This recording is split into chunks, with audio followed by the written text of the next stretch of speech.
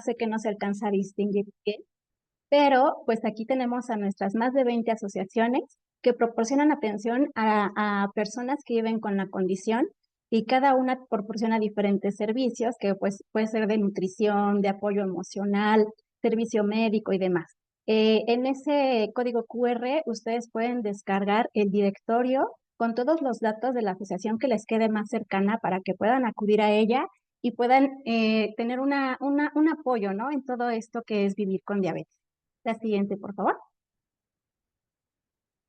Y pues bueno, también les queremos compartir todo nuestro calendario de actividades que hemos desarrollado en torno a la conmemoración del Día Mundial de la Diabetes, que como ustedes saben, fue el 14 de noviembre, pero esa es nuestra marca de inicio para todas estas actividades y vamos a concluir de aquí al 5 de diciembre.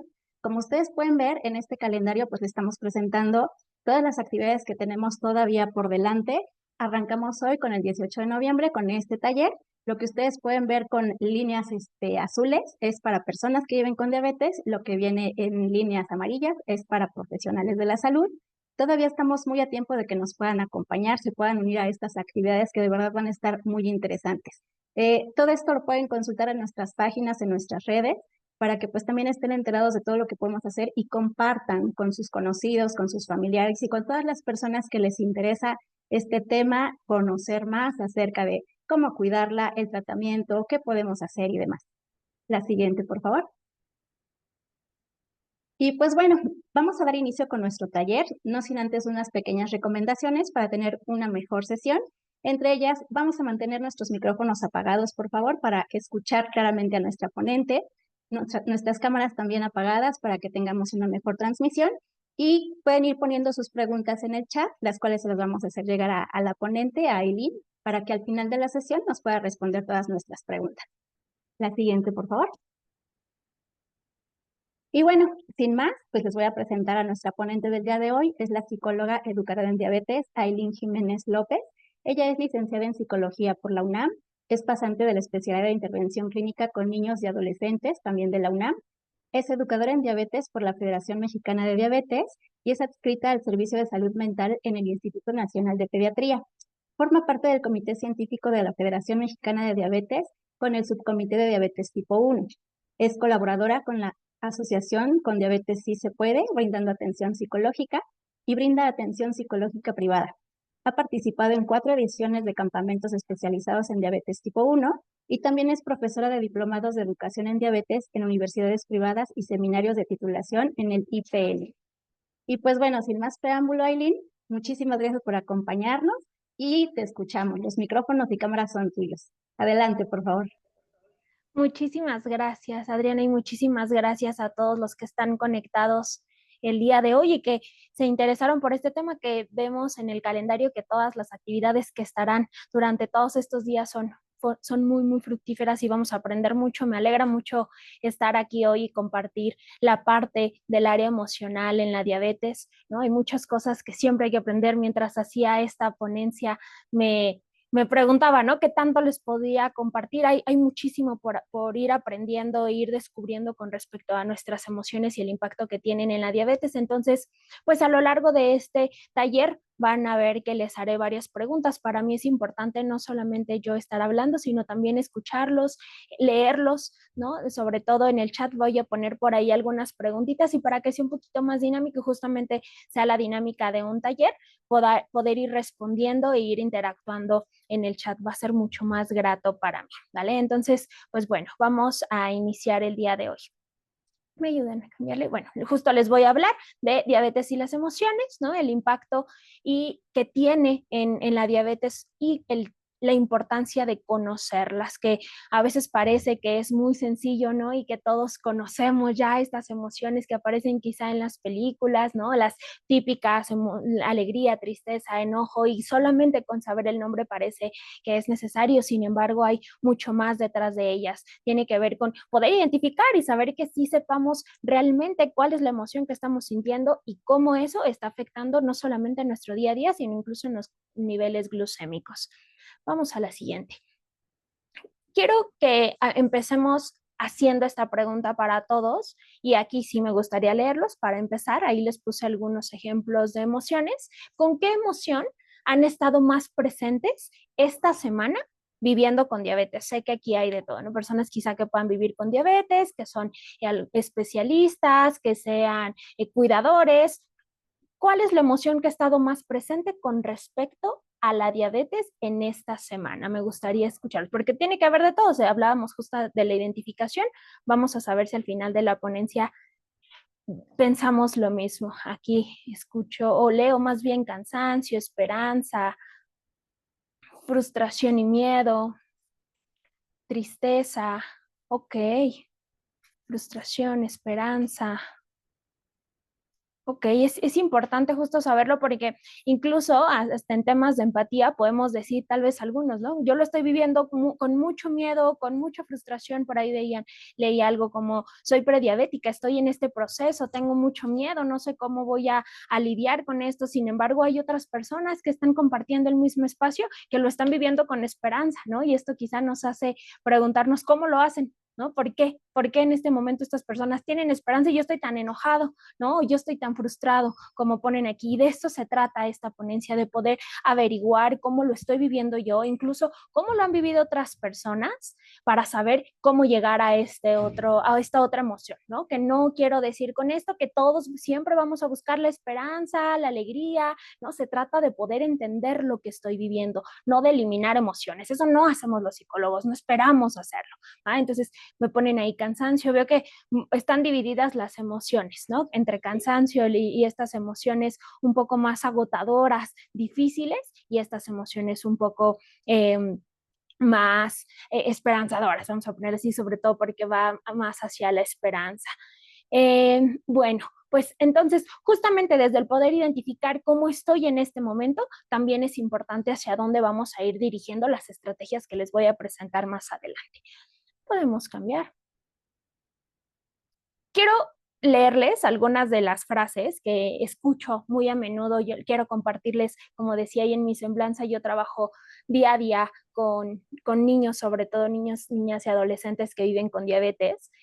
También trabajo con algunos adultos, entonces les quise poner aquí una de las frases más comunes que suelo escuchar al acompañar en la parte psicológica con los niños que viven con diabetes, ¿no? Como el, pues voy a tener que vivir así para siempre, ¿por qué tengo que enfrentarme a esto? ¿Por qué no puedo tener la misma salud, ¿no? De antes, quizá voy a terminar como las personas que tienen alguna complicación grave y si no lo puedo controlar, pues a poco me voy a tener que estar picando siempre, ¿no? Que es algo que los niños muy a menudo dicen cuando debutan, ¿no? Y, ok, muchos dicen, yo pensaba que era como una gripe, ¿no? Nada más llegué al hospital y ya después se me iba a quitar.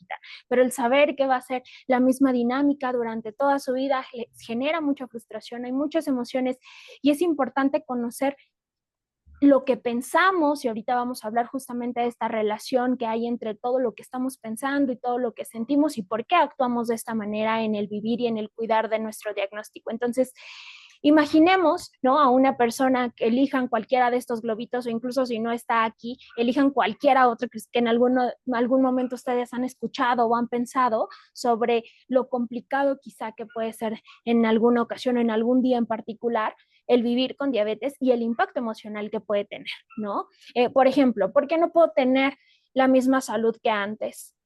Imaginemos ya de por sí ese pensamiento que parece muy rápido, un pensamiento que parece inofensivo, realmente tiene un impacto emocional importante que nos va a hablar sobre y nos va a predecir el cómo vamos a actuar, ¿vale? Entonces yo aquí les puse algunos ejemplos, pero estoy segura que ustedes tienen muchos más del día a día y poco a poco vamos a ir descubriendo con este tema la importancia de estas emociones, ¿no? Y de estos pensamientos en el impacto emocional.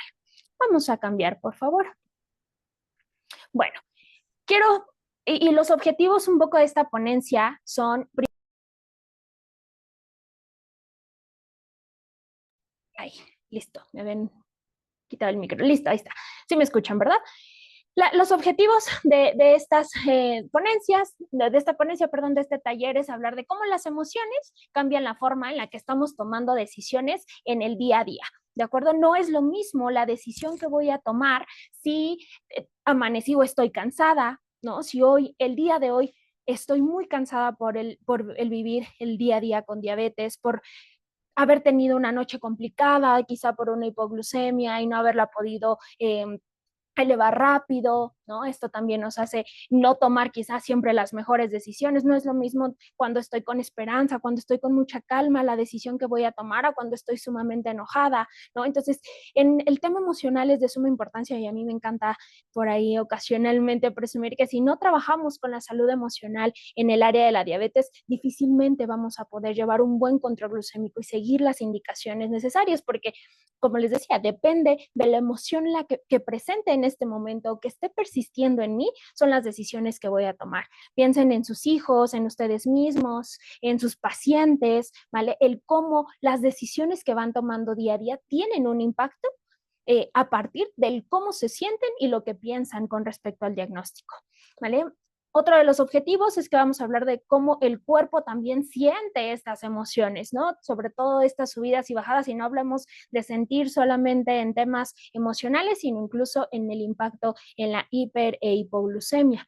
Y sobre todo es importante que quede claro, ¿no? Desde el inicio que no todas las emociones difíciles son malas, sino simplemente son información, ¿ok?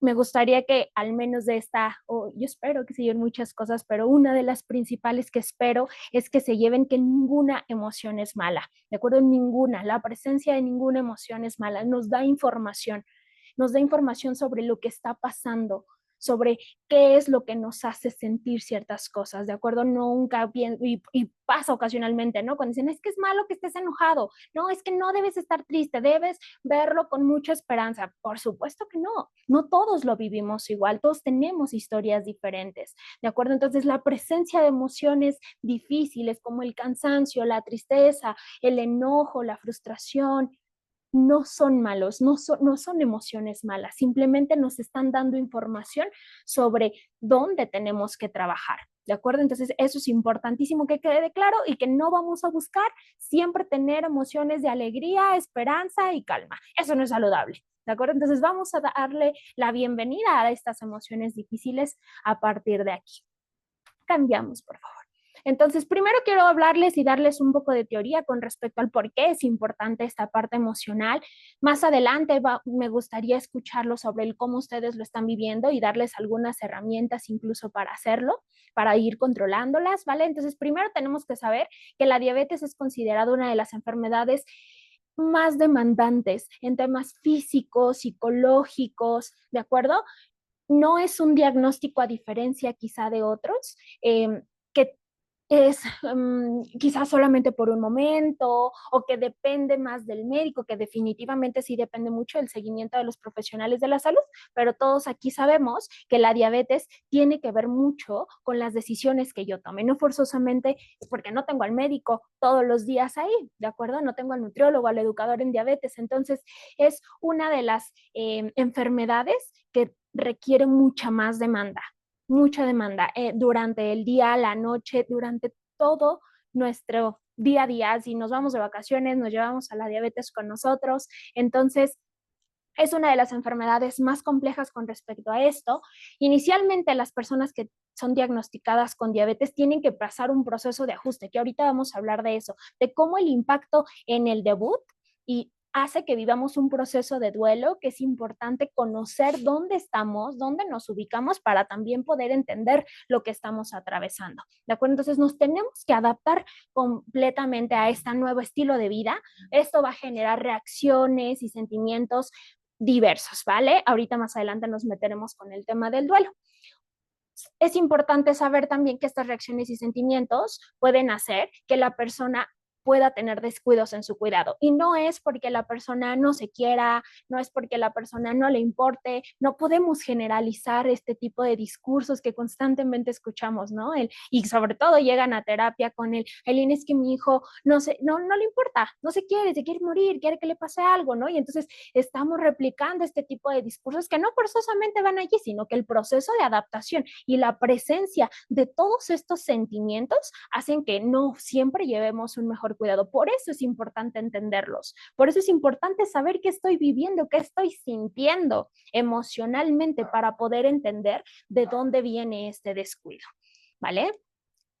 Lo cual, pues obviamente les digo, genera descontrol y este descontrol es como un circulito, ¿no? Tengo descontrol y entonces me siento mucho más irritable, mucho más enojado porque no estoy logrando controlarlo y este enojo, esta irritabilidad hace que menos motivación tenga para levantarme hoy para hacer ejercicio, para poder hacer bien mi conteo de carbohidratos, ¿no? Y entonces es un circulito que necesitamos entenderlo y necesitamos empezar a trabajar con él. Vamos a cambiar. Quiero aquí, y les puse un ejemplo o una metáfora de las que les quiero hablar, que es la metáfora de la montaña rusa o la montaña, sí, rusa glucémica, le puse por ahí, ¿no? ¿De qué hablamos? ¿Por qué sentimos lo que sentimos? ¿Por qué y ahorita obviamente me voy a enfocar y todos los ejemplos van a ser con respecto a diabetes, pero quiero que lo lleven a su día a día, ¿no? Al trabajo, a la escuela, al vivir en el día a día con sus hermanos, con sus papás, con su pareja, ¿de acuerdo? El vivir en un estado completamente de alerta, que eso nos demanda la diabetes, nos hace estar como en una montaña rusa, ¿vale? Habrá momentos donde las altas, ¿no? Donde las subidas nos lleven a sentirnos irritables, enojados. Quiero que se imaginen quienes se han subido en algún momento a una montaña rusa, cómo es esta subidita, ¿no? Con mucha ansiedad, con mucha angustia de no saber qué es lo que va a suceder. Incluso podemos pensarlo en una hiperglucemia, este ejemplo de la montaña rusa lo utilizo con mis pacientes y muchos chicos me han dicho, justamente así se siente una alta, ¿no? Una alta de estoy empezando a notar que estoy teniendo una hiperglucemia, ¿no? Y entonces empiezo a sentirme mucho más irritable, ¿no? Más enojado porque no sé qué hice mal, a veces sí sé que hice mal, pero pues no pude, no tuve opciones en ese momento, o se me hizo fácil y llegan otras emociones como la culpa y esta subidita, les digo, quiero que se imaginen así, cuando van subiendo a la montaña rusa y que sentimos esta adrenalina y esta irritabilidad. Habrá quienes nos guste subir a la montaña rusa, pero imaginémoslo en este ejemplo, ¿no? Llega a ser muy complejo las altas y las bajas también son sumamente complejas porque viene esta ansiedad, ¿no? Esta urgencia por vamos a tomar incluso las bajas como estas hipoglucemias, ¿no? Esta urgencia de tener que subir esta glucosa, de estamos en la madrugada, de tener que conseguir algo, de estoy sudando, ya no veo bien, me siento mareado, ¿no? Y entonces también hay un malestar importante ante las bajas. ¿De acuerdo? Entonces, imaginemos todo el día estar en una montañita rusa, donde de repente estamos muy bien, ¿no? Y estamos estables, ¿no? Donde podemos tener mucha más calma o mucha mayor claridad en todo lo que estamos haciendo, ¿no? Porque está en ese momento el carrito en calma, en línea recta. Pero cuando hay estas subidas y bajadas, está la presencia de todas estas emociones. Ahora imagina, ¿no? Que alguien viene y te dice, no, no lo sientas, tienes que estar en calma, siempre tienes que tener tranquilidad, todo va a estar bien. Mm, ok, ojalá que fuera así, ojalá que una montaña sería aburridísimo, aparte de una montaña rusa si no tuviera subidas y bajadas. Y de eso se trata la diabetes, ¿no? La diabetes es como vivir constantemente en una montañita rusa donde vamos a estar arriba, donde vamos a tener bajadas, donde esperamos que tengamos más momentos estables. Sin embargo, no podemos exigirles o exigirnos a nosotros mismos que ante la presencia de altas o bajas estemos sin ninguna reacción emocional. Eso no es posible. Les decía, esto lo estamos hablando ahorita en diabetes, pero lo podemos llevar en todo, ¿no? Si en la escuela me está yendo bien, ¿no? Si estoy estable, por supuesto que voy a tener cierto tipo de emociones, pero ante la presencia de bajas, altas, de mayor estrés, de menor, hay malestar, ¿de acuerdo? Entonces, es importante que no sigamos persistiendo con este discurso de no tenemos que sentir estas emociones, ¿no? Siempre debes de tener calma o tienes que estar estable, igual en el área emocional. Es muy, muy complejo que estemos así. Vivir con diabetes es estar en una montañita rusa donde tengo que entender que estoy subiendo, ¿no? Que estoy subiendo y que voy a estar irritable, que voy a estar enojado, que voy a estar alerta. De acuerdo que estoy teniendo una baja y también tengo que entender la presencia de estas emociones, así como nos enseñan a entender y a identificar nuestros signos o nuestros síntomas de hiperhipoglucemia, también es importante entender las emociones que los acompañan, ¿de acuerdo? Para que después no venga, les digo, esta culpa y todo este circulito al que solemos darle muchas vueltas, ¿va? Vamos a la que sigue. Entonces, quiero hablarles justamente del impacto que tenemos en el debut, porque Les voy a hablar como de varias áreas, les decía, desde el debut, desde el cómo lo tomamos en temas de duelo, para que al final podamos entender que el vivir con diabetes, y sé que quizá muchos que están aquí lo conocen más, pero espero que con esta ponencia puedan darle un nombre a lo que están sintiendo, poder darle más claridad, ¿no?, a lo que está pasando, o si son profesionales de la salud, puedan entender desde otra mirada a sus consultantes. Les decía, voy a tocar diferentes temas, específicamente el tema del debut en el diagnóstico es de suma importancia porque de este sí va a depender el pronóstico emocional de mi paciente y la etapa en la que se encuentra. Entonces, pues todos sabemos que el debut siempre es muy complejo. Por ahí decía, estoy en prediabetes y estoy muy angustiada, ¿no? Por supuesto, cuando me empiezan a dar un diagnóstico, cuando tengo o estoy iniciando en este proceso de autocuidado, no es nada sencillo y no siempre lo vamos a tomar con esperanza. Habrá quienes sí, que bueno, también depende mucho de sus recursos emocionales, del apoyo que tengan, pero no todos lo tomamos así y también depende de las etapas en las que se encuentre. No podemos pedirle lo mismo a un niño, una niña, a un adulto, un adolescente, ¿de acuerdo? Entonces, en el caso de los niños, suelen, el debut suelen estar sumamente confundidos, por supuesto, no saben qué es lo que pasa, ¿no?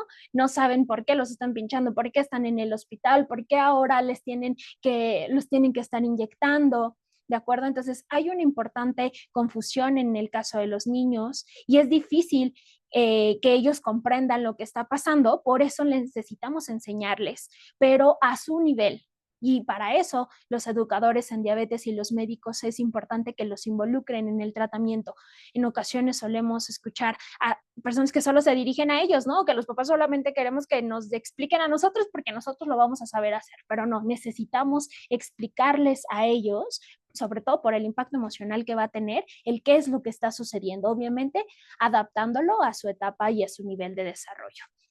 En el caso de la adolescencia, el debut cuando se da en esta etapa de la vida, suele haber mucho miedo por las complicaciones y mucha preocupación por el futuro, ¿de acuerdo? Eso hace que los chicos suelan sentirse no diferentes, ¿no? Así, sí, tienen una percepción de que son diferentes a sus pares, porque los demás no se tienen que inyectar, ¿no? Porque los demás pueden tomar decisiones quizá un poquito más rápido, porque los demás no tienen que tomar o estar pensando en soluciones constantes. Entonces, hablamos que el vivir con diabetes en la adolescencia solemos verlo con chicos muy enojados constantemente, ¿no? Y que les digo, llegan a terapia con un, Aileen, arréglalos, haz lo que ya no esté enojado, haz lo que se quiera cuidar. Por supuesto que quiere cuidarse, sin embargo, a veces ese enojo que parece que solo es enojo, ¿no? Y que solo es irritabilidad, detrás hay mucho miedo, ¿no? Detrás también puede haber mucha tristeza. Por eso es importante identificar lo que sentimos, no solamente lo que estamos observando, lo que creemos que es, ¿no? Que casi siempre en el caso de los adolescentes se refleja con enojo o con tristeza, a veces hay otras emociones detrás que no sabemos qué son, pero simplemente lo vemos así.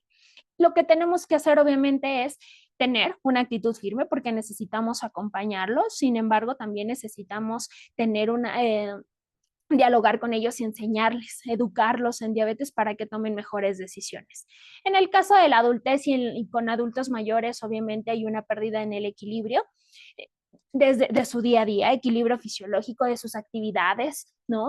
Pasamos de tener actividades constantes, ya sea en casa, en el trabajo, lo cual llega a cambiar y hay una percepción importante de malestar por creer que han hecho mal muchas cosas y hay mucha culpa de por medio.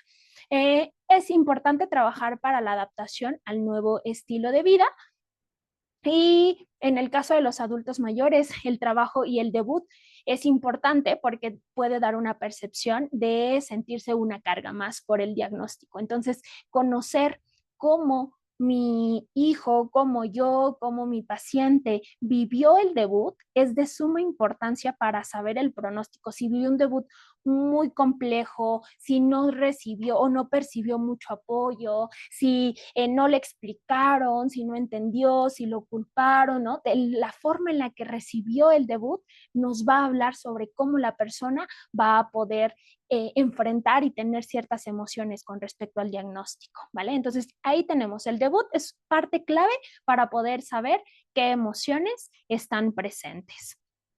Vamos a cambiarle, por favor. Y les decía, otra de las cosas que es súper importante es la parte del duelo, porque a veces creemos que este duelo, ¿no? Por la diabetes o por el diagnóstico, se vive solo al inicio o que tal vez no lo sentimos, que a nosotros no nos pasó, porque yo ya sé, ¿no? Escucho mucho yo ya sé, Aileen, que tengo diabetes, no estoy en negación, ¿no? No estoy en duelo. Por supuesto que no, aceptarlo o resignarnos al diagnóstico no es aceptación. Y quiero hablarles rapidísimo de estas etapas del duelo que tocamos a partir de esta autora, sobre todo para que ustedes quizá al terminar este taller también se puedan llevar esta información con respecto a, quizá estamos por ahí atoraditos en una etapa de duelo y no nos hemos dado cuenta y creemos que porque sabemos o reconocemos que tenemos el diagnóstico, ya estamos en aceptación, pero no forzosamente tiene que ser así. Y también no solamente el cómo recibí el diagnóstico nos va a dar un pronóstico de si me va a ir bien o no en el tratamiento, también va a tener mucho que ver si estoy en un proceso de duelo, ¿vale? Entonces, rapidísimo les platico, hay estas etapas del duelo. La negación es una de las etapas donde no queremos aceptar este diagnóstico, donde creemos que están equivocados, que tal vez se nos va a ir en algún momento, que tal vez se equivocaron en el laboratorio o fue porque comí mal algo un día antes y por eso salió ese número, ¿no? Cuando tenemos esta, como dice su nombre, negación hacia el diagnóstico y eso hace obviamente que no llevemos el tratamiento como debe ser. Después de eso viene un proceso de ira. No forzosamente tienen que estar todas las etapas, no forzosamente las tenemos que sentir todas, pero identifiquen si hay alguna por ahí que ya sintieron en algún momento, si ya no están en esa o si quizás se pueden encontrar aún en alguna de estas etapas. Les decía, la ira ya es una etapa donde ya nos dimos cuenta que sí es real, que ya salimos de la negación, porque no, sí es real que estamos o que tenemos esta condición, que vivimos con diabetes, que hay un número alto por ahí, y entonces nos sentimos molestos, ¿no? Y vienen estos pensamientos como porque a mí yo no hice nada mal, es injusto, ¿no? Hay una sensación de injusticia y enfado por tener el diagnóstico. Entonces, aquí en esta suelen estar muy atorados de repente población pediátrica y es importante identificarlo. La que sigue es la etapa de negociación, ¿no? Donde las personas queremos cambiar lo que pasó antes de poder aceptar la realidad. De repente ya hacemos alguna que otra cura o queremos aplicar algún otro remedio o cura milagrosa para que esto se vaya y entonces intentamos estar negociando la presencia del diagnóstico a partir de aplicar algunas otras alternativas. Al darnos cuenta que esto no sucede, pues ocasionalmente también llegamos a vivir ya esta etapa que es la depresión, donde sentimos una tristeza importante, una sensación de vacío, porque nos estamos dando cuenta de que el diagnóstico no se va a ir y que es complejo el trabajo hacia la estabilidad. No quiere decir que no se va a poder, pero en este proceso de adaptación que les decía al inicio, se vuelve difícil. Hasta que llegamos a una etapa de aceptación y les decía, la aceptación no es decir, sé que tengo diabetes, no, la aceptación es decir, sé que está, me acepto incluso las emociones complicadas, las emociones difíciles, acepto que no siempre va a estar bien, pero tengo las herramientas y tengo las ganas para aprender más sobre esto, ¿de acuerdo? Este ya es el proceso de aceptación. Vamos a cambiar. Entonces, a partir de esto, pues va a depender mucho el cómo estamos viendo al diagnóstico, como un desastre, ¿no? Como una carga, si lo estamos viendo como un problema, como un reto o una oportunidad, ¿vale? La que sigue. Entonces, hay otra de las cosas que también tienen que ver mucho con la forma con la que vamos a entender lo que sentimos con el diagnóstico, es el cómo lo estamos percibiendo. Yo aquí les pongo 3 nombrecitos. Están un poco complejos quizá para acordarnos de todos, yo espero que no, pero quiero explicárselos para que entendamos. El control es a quién responsabilizo o a quién le doy el control de mi diagnóstico, ¿de acuerdo? ¿Quién creo que tiene la responsabilidad de yo tener el control de mi diabetes? En el caso del control externo es cuando solemos responsabilizar a otras personas de mi control. Es que mis papás no me compraron tal, es porque no me han pagado el gimnasio, es porque los doctores no me han dado toda la información, es que yo sí lo hice, pero en la escuela no me ayudaron, ¿vale? Responsabilizamos completamente al otro del control de mi diagnóstico. Y esto no nos ayuda, sobre todo en el área emocional, porque hace que no afrontemos lo que estamos viviendo, no nos enfrentamos ni identificamos lo que sentimos porque la responsabilidad siempre es del otro, ¿vale? Hay otro que es el control al azar y este es donde se lo dejamos a algún ser en quien creamos, ¿no? A Dios, al destino, a la suerte, a la vida, ¿no? Y solemos escuchar frases como, pues si es lo que me tocó, ya Dios dirá, ¿no? Y no estoy en contra de ninguna de estas frases, solamente es importante saber hacia quién le estamos dirigiendo nuestro control, porque si se lo dirigimos a la vida, pues no importa lo que haga, ¿no? De todas formas, no me va a ir bien. Entonces, tanto el control externo y el control al azar no nos ayudan a poder afrontar todo lo que estamos sintiendo.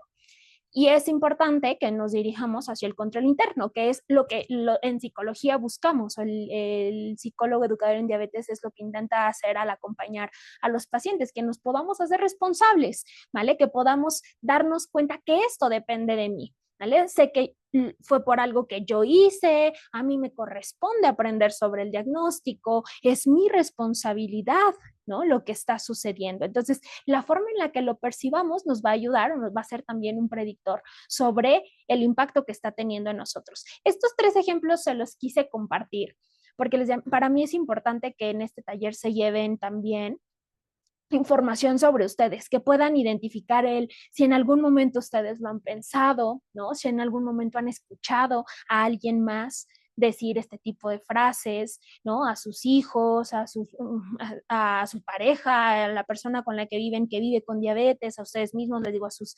consultantes, si están ubicados en algún tipo de control, ya sea interno o externo o al azar. Y es importante que se trabaje para que estén en el control interno y entonces nos podamos hacer responsables no solamente del autocuidado, sino también del impacto emocional que esto tiene.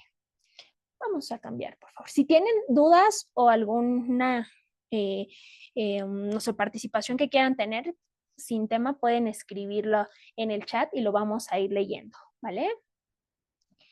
Entonces, les decía, ya tenemos el impacto en el diagnóstico, en el debut.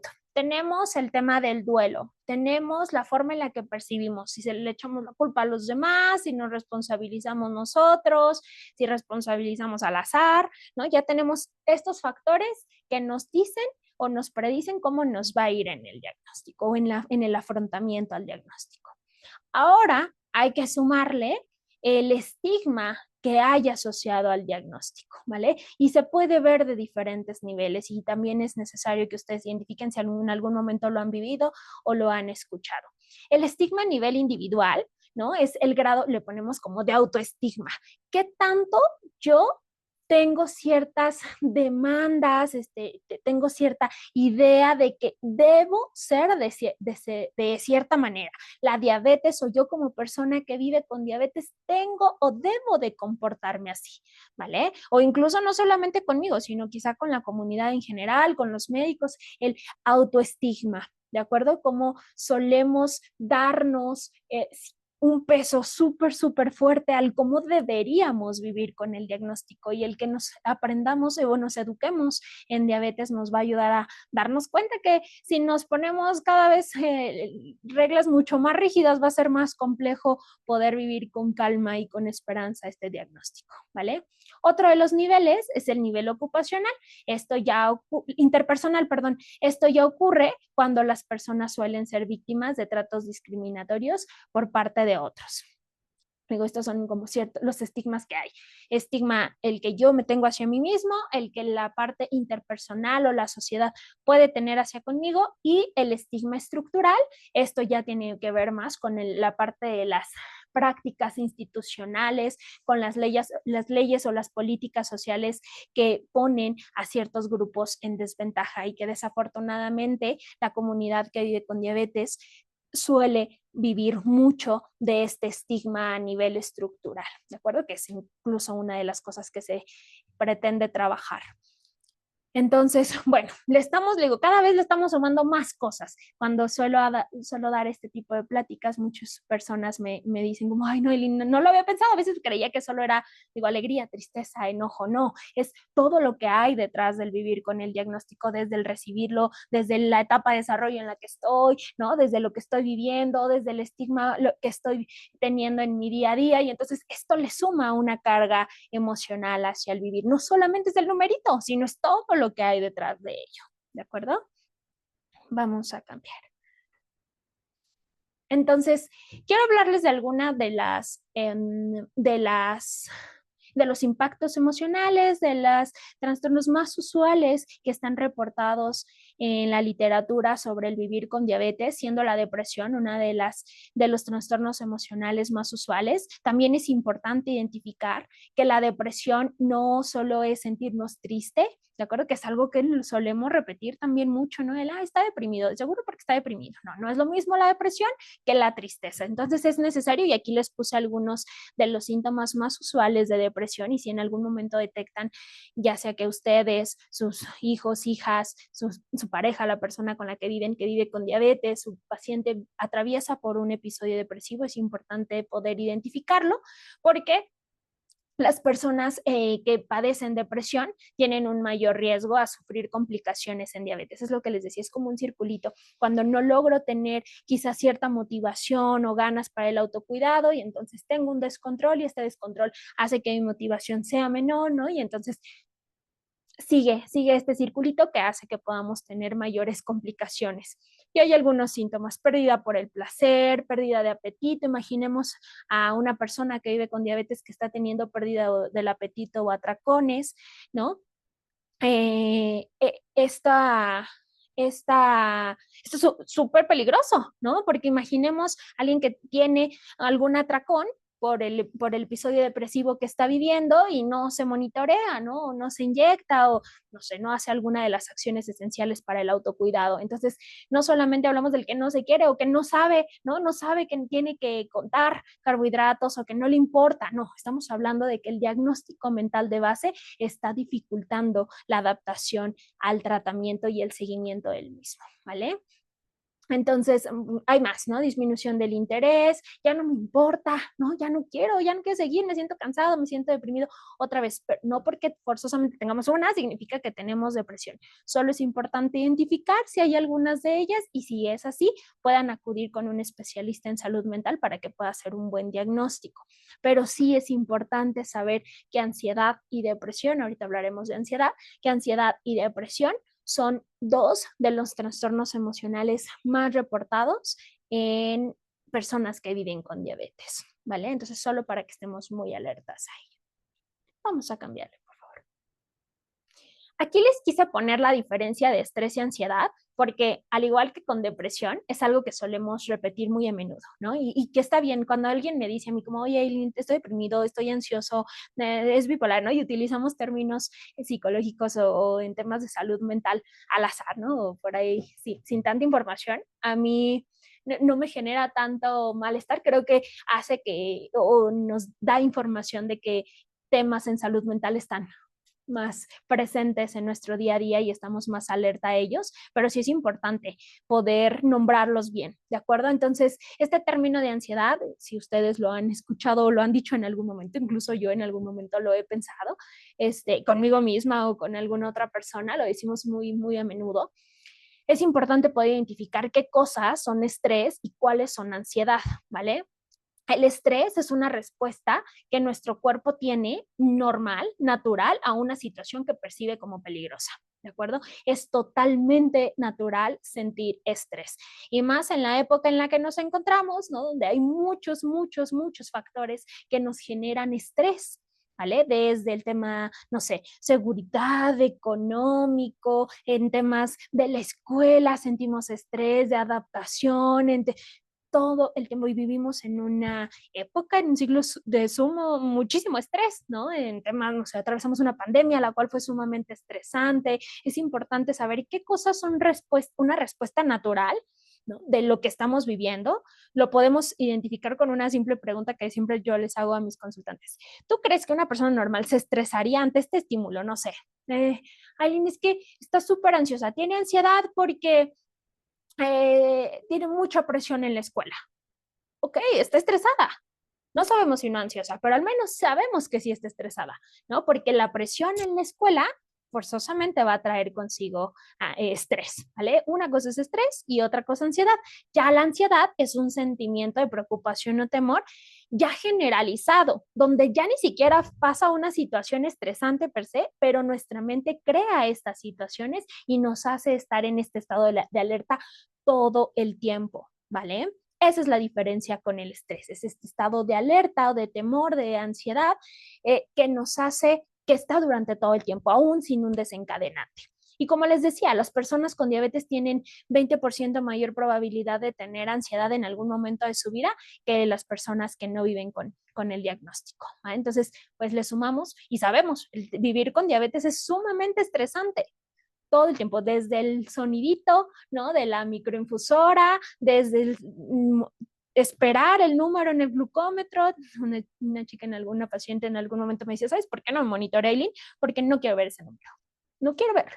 O sea, sé que tal vez no es un buen número, sé que tal vez a veces sí es un buen número, pero no lo voy a hacer porque me genera mucho estrés ver ese número.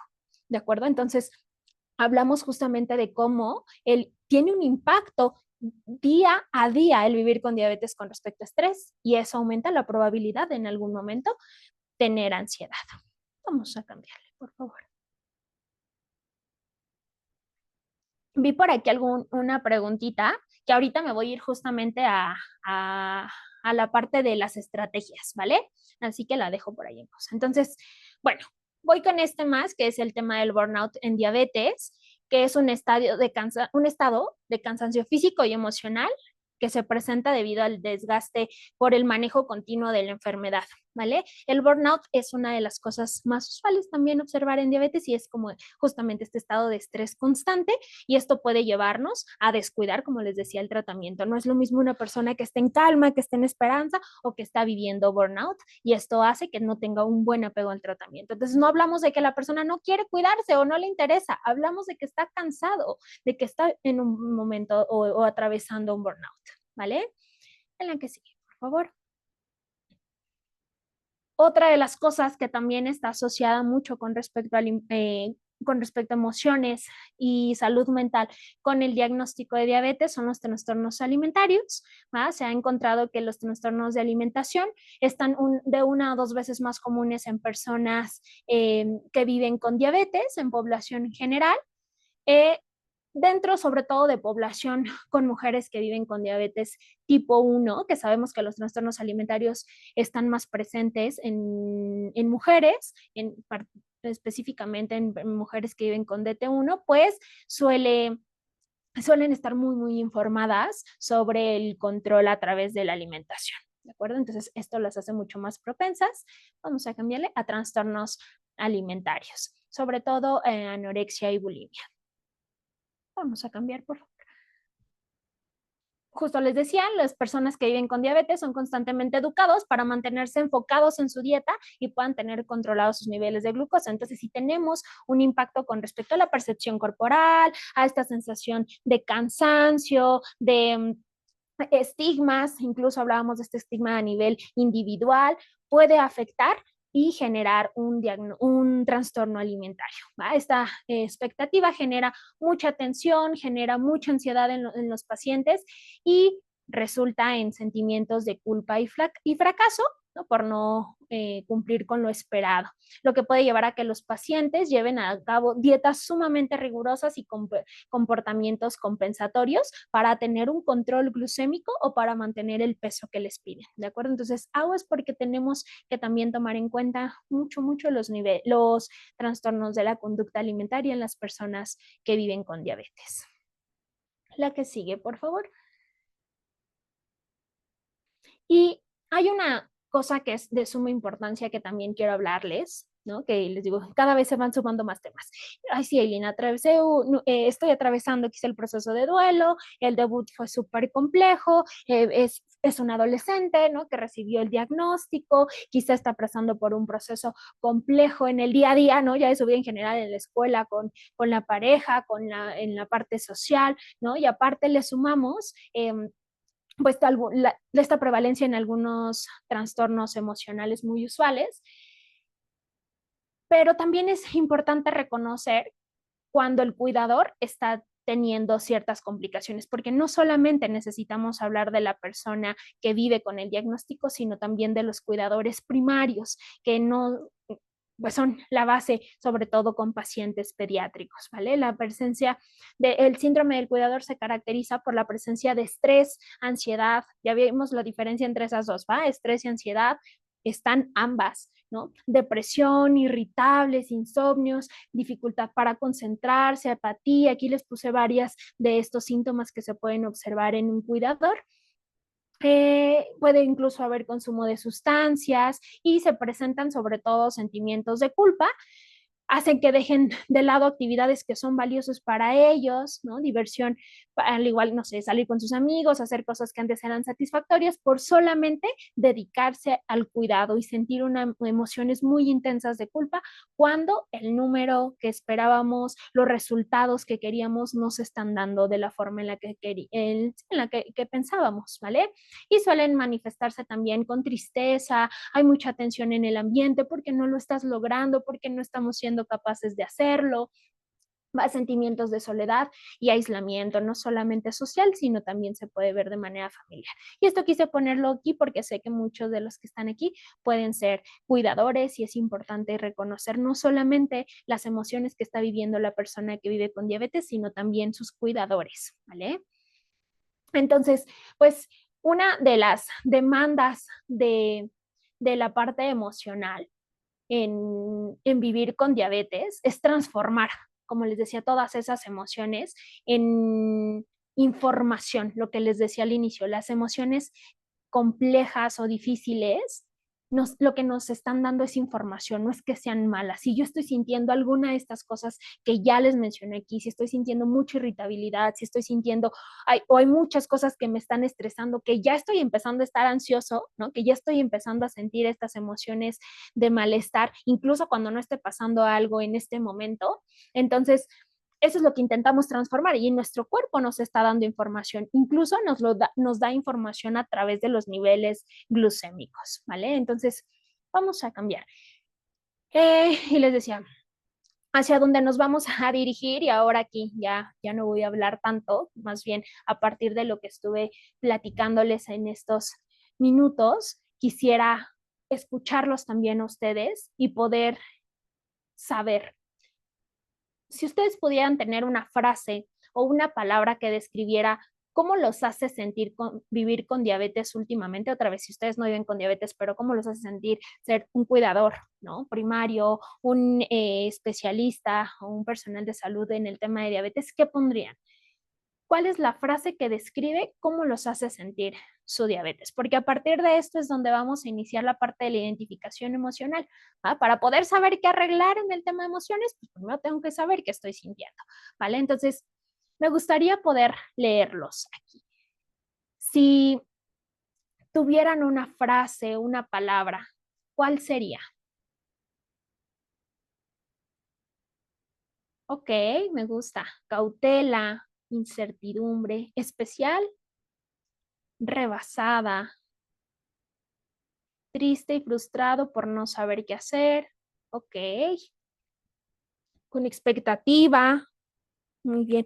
Siempre me encanta escucharlos y voy a dar un minutito más para que sigan escribiendo, ¿no? Porque esa es un poco la idea del taller, escucharlos, sobre todo ustedes. Siempre a la expectativa, que esto también puede llegar a ser cansado, ¿no? Y también depende mucho de la educación en diabetes que tengamos para poder resolver esta expectativa. Pero les decía, para mí es importante leerlos, escucharlos, porque esto hace que incluso las otras personas que están en el quizá lado opuesto podamos hacernos la pregunta, les decía desde hace ratito con el tema de cuando les pedí las emociones, del por qué, ¿no? Porque otras personas sí pueden vivirlo de esta manera y también espero que también les dé un poco de esperanza con respecto al que sí se puede llegar a tener estas emociones de manera, no esporádicamente, sino de una manera mucho más constante, ¿vale?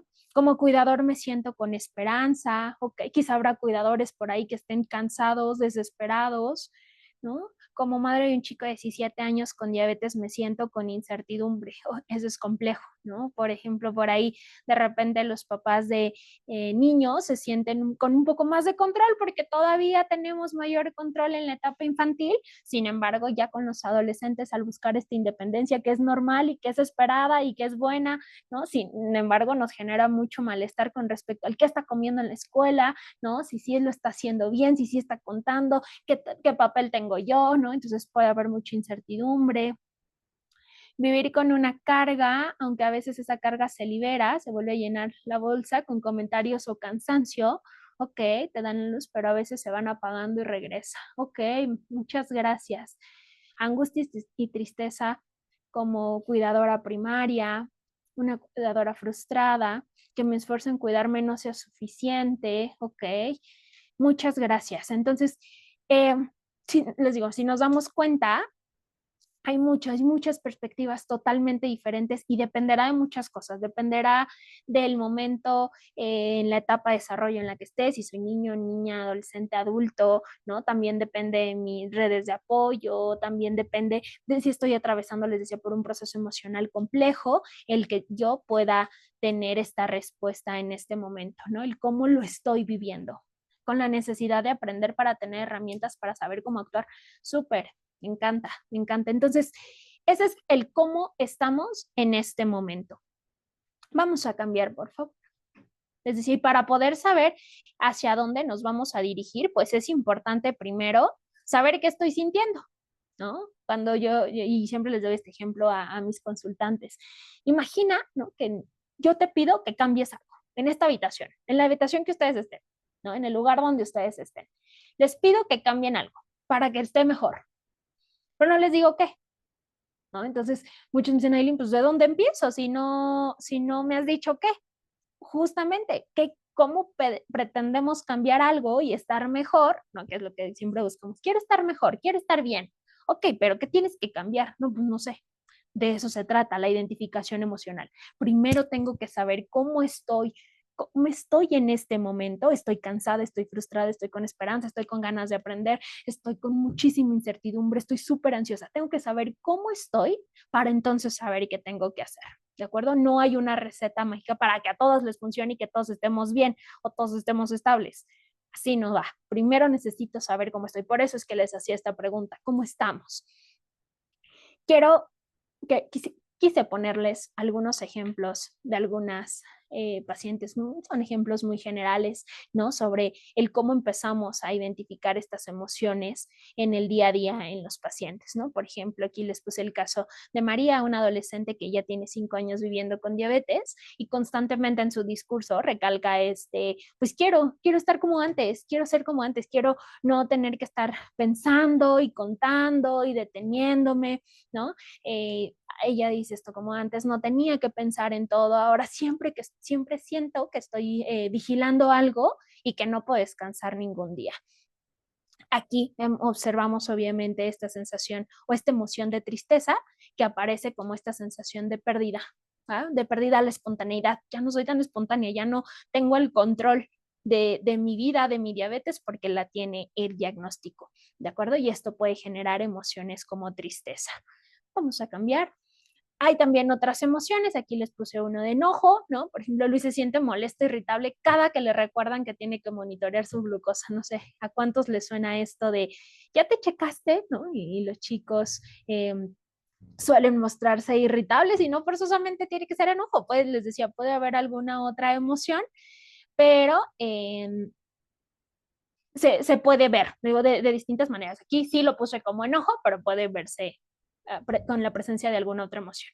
Cada que le recuerdan en que tiene que monitorear su glucosa, ¿no? Refiere que ya sabe que debe hacerlo y está molesto porque a pesar de comer lo mismo y hacer su ejercicio, en las mañanas siempre amanece o ha amanecido alto. Y vienen este tipo de discursos como para que me esfuerces igual va a salir mal, ¿vale? Entonces hay una sensación de injusticia y de que no tiene el control, por más que lo esté intentando, aún no logra tener el control por las mañanas y obviamente va a estar molesto. Es como justamente en esta subidita de la montaña rusa, es como si le dijéramos a Luis, oye, no, pues tómalo con mucha esperanza y tú tranquilo y tú bien, feliz porque estás vivo y agradece. No, estoy molesto porque lo estoy intentando y no lo estoy logrando, ¿no? Y no quiere decir que no va a poder, sin embargo, en ese momento está viviendo un momento de malestar, de enojo y es natural. Vamos con la que sigue. Y aquí les puse algunas otras, ya no le puse tanto contexto, sobre todo, por ejemplo, discursos de culpa, ¿no? Sé que puedo comerlo, pero siento que estoy haciendo algo mal, ¿no? De calma, hoy mi cuerpo y yo estamos del mismo lado, ¿no? En discursos de enojo a través de no me gusta que me vean inyectarme y prefiero no hacerlo en la escuela, ¿no? En, perdón, es que estaba leyendo este comentario de cómo ayudar a Luis como familiar. Ok, eso me gusta. ¿Podemos regresar a la de Luis, por favor? Justamente algo que veíamos con Luis en el tema era, estoy cansado, ¿no? Estoy cansado y lo estoy intentando. ¿Ustedes creen que, por ejemplo, a Luis le ayudaría mucho el que sigamos insistiéndole y recordándole que tiene que hacerlo porque es por su salud y que no se tiene que rendir? Sé que muchas veces lo hacemos desde todo el amor y la preocupación que nos genera, pero es importante, exacto, eso enfada más y molesta. Y los molesta mucho más. Por ejemplo, en el caso de Luis, que es un adolescente, lo enoja mucho más. Lo enoja que le estén recordando porque ya sabe tanto que lo está haciendo, ¿no? Está cuidando su alimentación, está haciendo ejercicio, lo está haciendo y lo deja de hacer porque le recordaron. Sí, muchas veces sucede eso, incluso en la adolescencia. ¿Qué tengo que hacer? Validar y entender que está enojado. ¿Va? Sé que la validación de repente llega a ser compleja, ¿no? Porque validar no solamente es decir, ay, qué bueno que sientes, ah, ya sé que sientes eso, no, es entiendo y acepto y está bien que estés molesto. Cuando entran al consultorio suelo decirle a los chicos, como cuando me hablan de estas emociones, ¿no? Siempre digo, pues está bien, claro que vas a estar molesto porque lo estás intentando y estás haciendo un gran esfuerzo, pero aún así parece que no está resultando en este momento. No quiere decir que no va a resultar, ¿no? Pero se vale estar molesto. Entonces, simplemente, ¿cómo los podemos acompañar como familiares? Escuchándolos, aceptándolo, intentando no modificar esa emoción, ¿vale? Sé que lo hacen desde todo el amor, lo repito, del mundo y sé que quieren verlos bien, pero el que acepten las emociones que ellos están sintiendo, en el caso de niños, niñas, adolescentes en general, de cualquier persona, el que aceptemos que una persona está viviendo esa emoción, la aceptemos y le demos la bienvenida a esa emoción en este momento, fabuloso, ¿va? Eso es lo que más les va a ayudar, ¿de acuerdo? Entonces, ahora sí, vamos a la otra. Les decía, llega a haber mucho de este tipo de cosas. Ahí abajo les había puesto otra de enojo, de no me gusta inyectarme, no me gusta que me vean, prefiero no hacerlo. Otra vez, no quiere decir que sea quizá este pequeño, un niño que no le importa y que sus papás no son unos descuidados y que no lo educan y que no. Quiere decir que está viviendo o está atravesando emociones de mucho enojo porque tal vez le preguntan, porque le hacen burla en la escuela, ¿no? Porque está viviendo situaciones complejas por el diagnóstico y va a estar molesto. Entonces tenemos que trabajar con lo que hay alrededor de ello y no solamente pedirle que no esté enojado y que se inyecte. De que se tiene que inyectar, lo tiene que hacer, pero necesitamos validar y acompañar estas emociones. ¿Vale? Entonces, ya sabemos, identificar es qué estoy sintiendo primero. Estoy sintiendo culpa, estoy sintiendo enojo, estoy súper triste, qué estoy sintiendo para entonces después saber qué tengo que hacer. Vamos a la que sigue. Justamente una de las cosas que hoy les quiero hablar es el tema de la elección sin culpa. La alimentación suele ser una de las cosas más complejas en el tema del impacto emocional, porque una de las cosas, sobre todo como mexicanos, tenemos asociado la alimentación con con muchas áreas emocionales, desde felicitar a alguien a partir de la comida, ¿no? O sea, tenemos cierto tipo de comidas por temporadas, por emociones, por festividades. La comida está muy, muy asociada a ciertas áreas emocionales. Entonces, una de las cosas que parece que se van a partir del diagnóstico es tener la percepción de que puedo elegir sin culpa, ¿de acuerdo? Que parece que ya no voy a poder hacerlo más adelante, parece que ya no hay opción, que ya no voy a poder comer ninguna cosa rica, ¿no? Que ya no voy a poder hacer nada agradable o que sea satisfactorio para mí, sobre todo les digo en área de alimentación, porque nos quita la diabetes esa elección, cuando no forzosamente ese es, digo, es uno de los campos emocionales más usuales y con los que más trabajamos de la mano con los nutriólogos, psicólogos y nutriólogos, ¿no? Porque hay mucho miedo desde equivocarse, ¿no? Hacerlo mal, suele haber muchos mamás que constantemente escucho decir, no, mejor que no lo haga porque qué tal y no cuento bien, o qué tal y se sube, o qué tal y se baja y no lo hago bien, y mejor ya no, ¿no? Mejor que no lo coma, mejor que no se arriesgue y sigamos siempre por la misma línea. Y eso llega a ser mucho más complicado y tener un impacto emocional mucho más fuerte en la persona que vive con diabetes porque sentimos que ya no tenemos este control, ¿de acuerdo? Hay mucha culpa por disfrutar, ¿no? Es que sabía que no debía comerme eso, no debí, ¿no? Hay mucha culpa, hay mucho enojo por sentir que están pensando todo el tiempo demasiado, ¿no? De repente yo ahí les puse un plan porque se ve delicioso ese plan ahí, pero es justo como cuento, ¿no? Y tengo que pensar y ya no quiero y entonces nos enojamos. Entonces, justo una de las metas en la psicología asociada a la diabetes es ayudar a transformar pues todas estas emociones y elegir con información, no elegir con castigo, ahí se los puse, la elección con información, no con castigo, y con calma, más no con culpa, ¿vale? No existe la elección perfecta, existe la elección posible, la que se ajusta a tus emociones, a tu energía y a tu realidad, ¿va? Entonces, es importante tener, y se los puse ahí justo hasta arriba, porque es importante reconocer justo cómo la parte de la alimentación tiene un impacto emocional en todos, ¿no? No solamente en la persona que vive con diabetes, sino también en su familia sobre qué es lo que voy a elegir o no y si lo voy a hacer bien. Entonces, no, no porque algo sea mejor o peor, sino porque nos permite tener cierto equilibrio.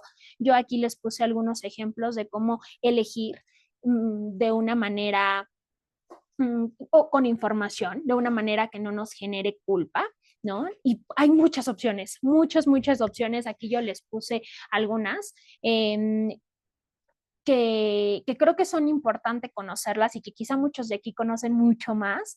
¿Podemos cambiarle, por favor? Aquí yo les puse algunos ejemplos de cómo podemos seguir comiendo con elección a partir de la información, sin culpa, sin enojo, con algún otro tipo de alternativas que suelen ser igual de ricas, que suelen tener igual muchísimas opciones para poder elegir.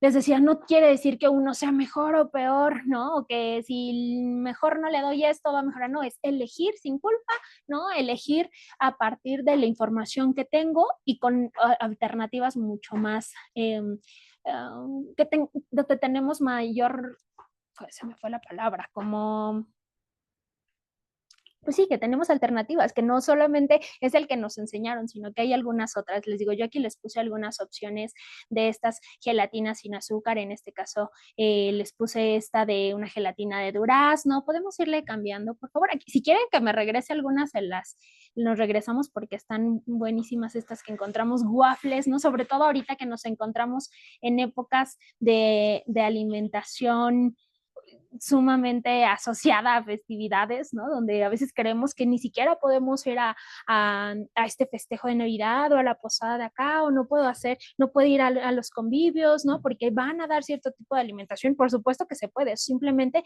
hay algunas otras alternativas que nos ayudan a estar con mucha mayor calma, a tener más opciones, que sean más prácticas y que no nos hagan tener más estrés. ¿Por qué? Porque, por ejemplo, este tipo de opciones le podemos cambiar, les puse cuatro. Este, son sin azúcar, ¿no? Y entonces, si yo ya aprendí justo con mi educación en diabetes el tema del conteo de carbohidratos, voy a poder comer, por ejemplo, este tipo de alternativas súper buenas y que nos hacen tener mucha mayor calma y sentir que tenemos el control y que no se acabó nuestros alimentos ricos o nuestros postres en este caso, ¿no? Porque vivimos con diabetes, que definitivamente no se tiene que dirigir hacia allá.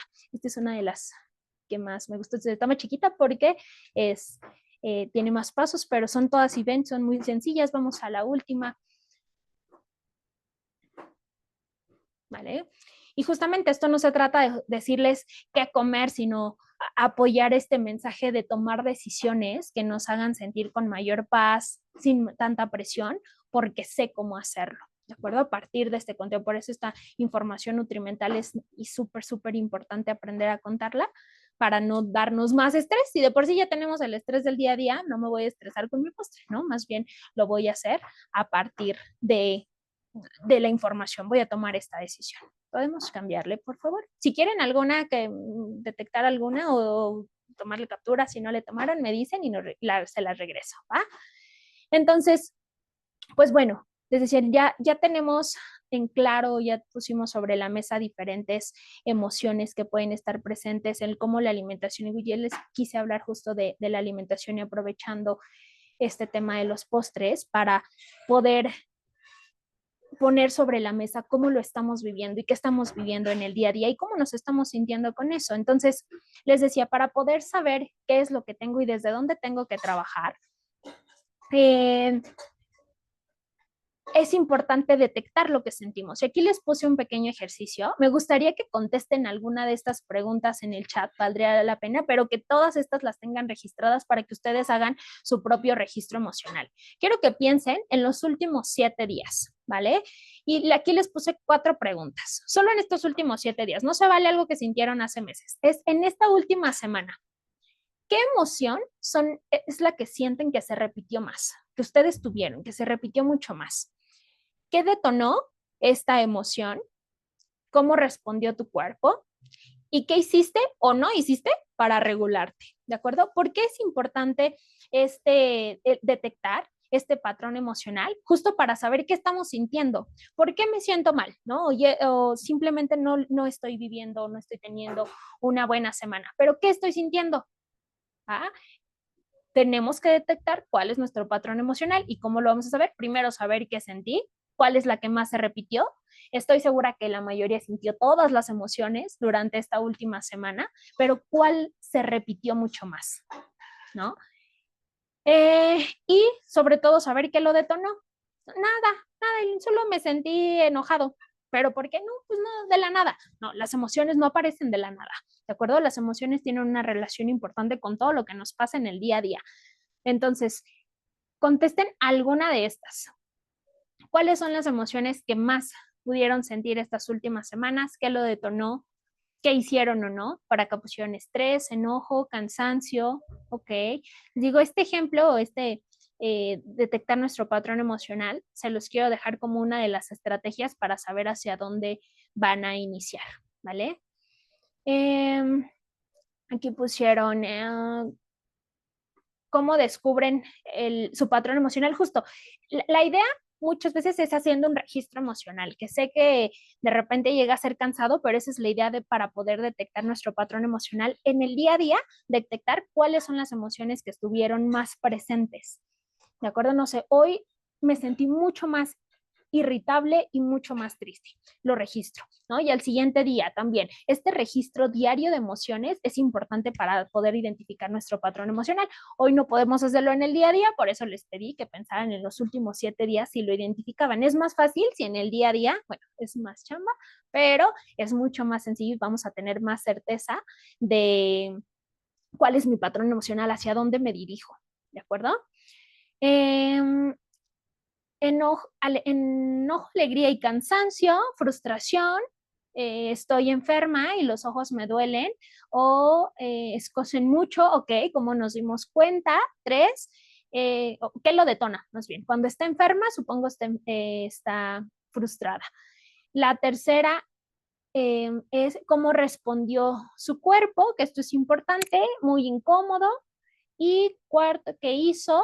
Ir al doctor y seguir el tratamiento del oftalmólogo. Muy bien.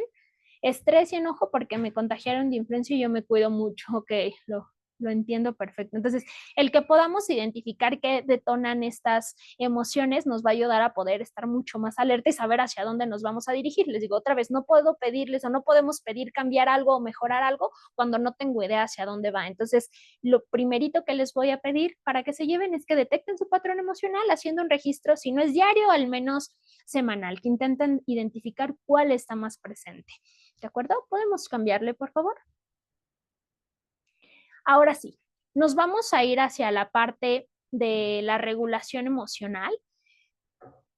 Perdón, podríamos regresar tantito. Es importante que podamos identificar en el tema de cómo respondió mi cuerpo, que podamos identificar los niveles glucémicos que están relacionados a estas emociones que presentan. ¿De acuerdo? No todos presentan las mismas respuestas físicas ante las emociones, la que sea, ¿no? No todos los que están enojados lo presentan físicamente igual, y en el caso de la glucosa también tienen ciertos patrones. Se suele estar o hay cierta información acerca de, por ejemplo, que los niveles de enojo altos pueden generar hiperglucemia. Sin embargo, no significa que siempre sea así, ¿de acuerdo? Entonces, para mí, Aileen, psicóloga y educadora en diabetes, a mis consultantes sí les pido que ellos de manera individual hagan un registro de cómo identifican las hiper o las hipoglucemias con las emociones, ¿vale? Porque no todos la presentan igual. ¿Va? Entonces es importante que ustedes también estén alerta a eso. Muchos me dicen, Aileen, suelo estar bajito cuando estoy muy triste. Ok, pero no todos presentan lo mismo, ¿va? Algunos tristes están altos, ¿va? Entonces, muchos me dicen, Aileen, es que suelo tener esta reacción, no sé, glucémica a partir de esta emoción. Sí, pero aguas, no solamente es la presencia de la emoción, ¿va? Es incluso qué hago. Por eso dice, ¿qué hiciste para regularte o qué no hiciste? ¿No? Estaba súper triste y me comí medio bote de helado. Ah, ok, entonces quizás no solamente es la presencia de la tristeza lo que provocó esa hiperglucemia, ¿va? Sino lo que hiciste en la presencia de esa emoción, ¿va? Entonces, sí, sí puede haber un impacto glucémico por la presencia de cierta emoción, sí. ¿Va? Esa es una respuesta que muchos me hacen. Aileen, ¿por esta emoción puedo tener cambios en mis niveles de glucosa? Sí, pero no forzosamente tienen que ser muy intensos, ¿va? Los cambios, y muchas veces tiene que ver con la forma o lo que hiciste, ¿va? No forzosamente ya la presencia estoy triste y eso ya me generó una hipoglucemia. Otra vez, ¿puede haber cambios? Por supuesto que sí, pero necesitan monitorearlos, ¿de acuerdo? Ahora sí, quiero ir hacia la parte de las herramientas que quiero compartirles el día de hoy, que vamos a practicar pues sí, en estos minutitos que nos quedan. Podríamos cambiarle a la que sigue, por favor. Que son, les digo, estas herramientas de regulación emocional. Hay muchísimas, ¿va? No hay una forma específica para poder controlar las emociones que sentimos. Yo quise ponerles las más prácticas, las que quizá pueden quedarnos a cualquiera y que podemos hacer con mayor facilidad y que podemos hacer sin necesitar tantos materiales, tal vez, ¿va? Entonces, les voy a compartir algunas. Si tienen alguna duda en alguna de ellas, si ya han aplicado alguna, también se vale ponerla por aquí por el chat, ¿vale? Entonces, quiero ir a la primera. ¿Podemos cambiarle, por favor? El semáforo emocional. eh, Igual, les decía, para poder cambiarle, primero necesitamos ir hacia la parte de la identificación y quiero que lo piensen como un semáforo, ¿va? El semáforo, el rojo, no, la indicación o lo que significa el rojo es estoy rebasado, me siento muy cansado y estoy rebasado por el diagnóstico, por lo que estoy viviendo, ¿no? En el tema del tratamiento. El amarillo es estoy alerta, estoy vigilante, sí me mantengo un poco estresado por lo que está sucediendo. Y el verde significa estoy en calma. En este momento estoy en calma.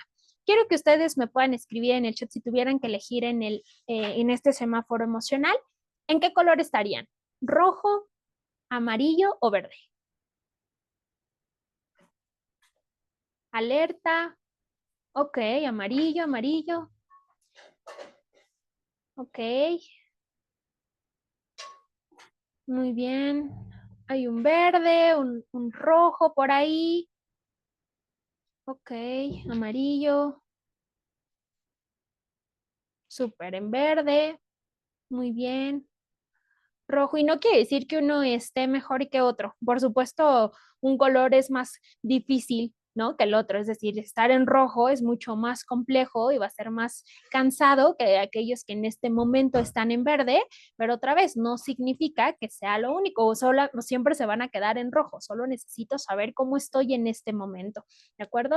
Amarillo, alerta, creo que la mayoría de los que estamos aquí estamos en amarillo y estamos alertas hacia lo que está sucediendo, tal vez no estoy en calma total, ¿no? Pero tampoco estoy rebasado en este momento. Muy bien, vamos a cambiar. Entonces ya sabemos que la mayoría de aquí estamos alerta. Vamos a hacer una técnica, esta técnica se llama la técnica 3x3. Quiero que identifiquemos un pensamiento que estoy teniendo en este momento. ¿Por qué es importante identificar nuestros pensamientos? Porque como veíamos en los ejemplos de Luis, de Ana y de estos globitos de diálogo que les puse antes, el pensamiento tiene mucho que ver sobre el cómo me estoy sintiendo. Entonces, quiero que podamos pensar en un pensamiento que estemos teniendo en este momento que nos hace estar en ese amarillo, en ese verde, en ese rojo, ¿va? Y lo vamos a escribir. Estas siguientes técnicas sí quiero que me ayuden a interactuar mucho más para que podamos entender también cómo lo están viviendo otras personas, ¿vale? Entonces, si pudieran identificar un pensamiento, ese es el primero, por eso se llama 3x1, ese primero. ¿Qué pensamiento estoy teniendo en este momento? ¿Cuál sería? ¿Qué se les ocurre? Un pensamiento. Tenemos que identificar cuál es ese pensamiento que está detonando que yo esté alerta. ¿Ah? O que yo esté ya muy rebasado. Por ejemplo, tengo mucho trabajo, pero estoy cansada. Ahí está. Ese pensamiento hace tal vez que yo esté alerta. ¿De acuerdo? O hace que esté rebasada, no sé, dependiendo del color en el que se ubicaron, pero necesitamos primero identificar qué estoy pensando y es importante detenerse ahí. Les digo, no solamente es qué estoy sintiendo, sino a ver, ¿qué estoy pensando? ¿Qué está pasando por mi mente en este momento que me hace estar así? Tengo mucho trabajo y estoy cansada, estoy muy cansada, estoy enojada porque me siguen doliendo mis ojos, porque sigo teniendo molestia en los ojos. ¿Va? Eh, Hoy saqué un buen número en el desayuno, en la comida y por eso estoy en calma. Ok, ¿qué me hace estar en calma? Ok, hoy tuve un buen número en el desayuno y tuve un buen número en la comida, ¿vale? Estoy enojada porque la bomba no dejó de sonar en la noche por una hipoglucemia y no podía subirla. Ahí está, ¿no? Es decir, ¿qué me hace estar en este momento enojada y quizá alerta? Pues que la bomba no me dejó dormir. No es que apareció de la nada el enojo, no es que hoy estoy irritable de la nada, sino ya detecté es porque la bomba no me dejó dormir y estoy alerta, estoy enojada, ¿vale? Estoy desvelada incluso. Verde, eh, ponerme una vez más las gotas. ¿Cómo hacer que deje de llorar mi hijo de 2 años para terminar el trabajo de la escuela? Ok, ahí está. ¿Qué me está haciendo estar de esta manera? ¿Qué estoy pensando? Esa es la primera estrategia, ¿de acuerdo? ¿Qué estoy pensando? La segunda, pensar en una acción útil y posible. En este momento, con lo que estoy pensando y lo que estoy haciendo, una acción útil. Por ejemplo, ponerme las gotitas de los ojos.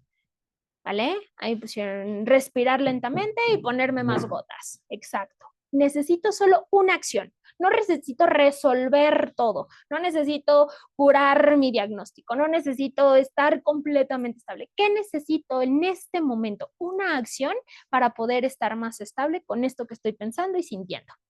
Después de 2 horas de la comida, el nivel fue de 170, esperando a que baje más tarde. Ok, ¿no? Como tal vez mi pensamiento fue, no sé, estoy subiendo, estoy alto, mi acción es esperar, todavía no estoy muy alto, hice un buen conteo, entonces mi acción es mantener más la calma, ¿no?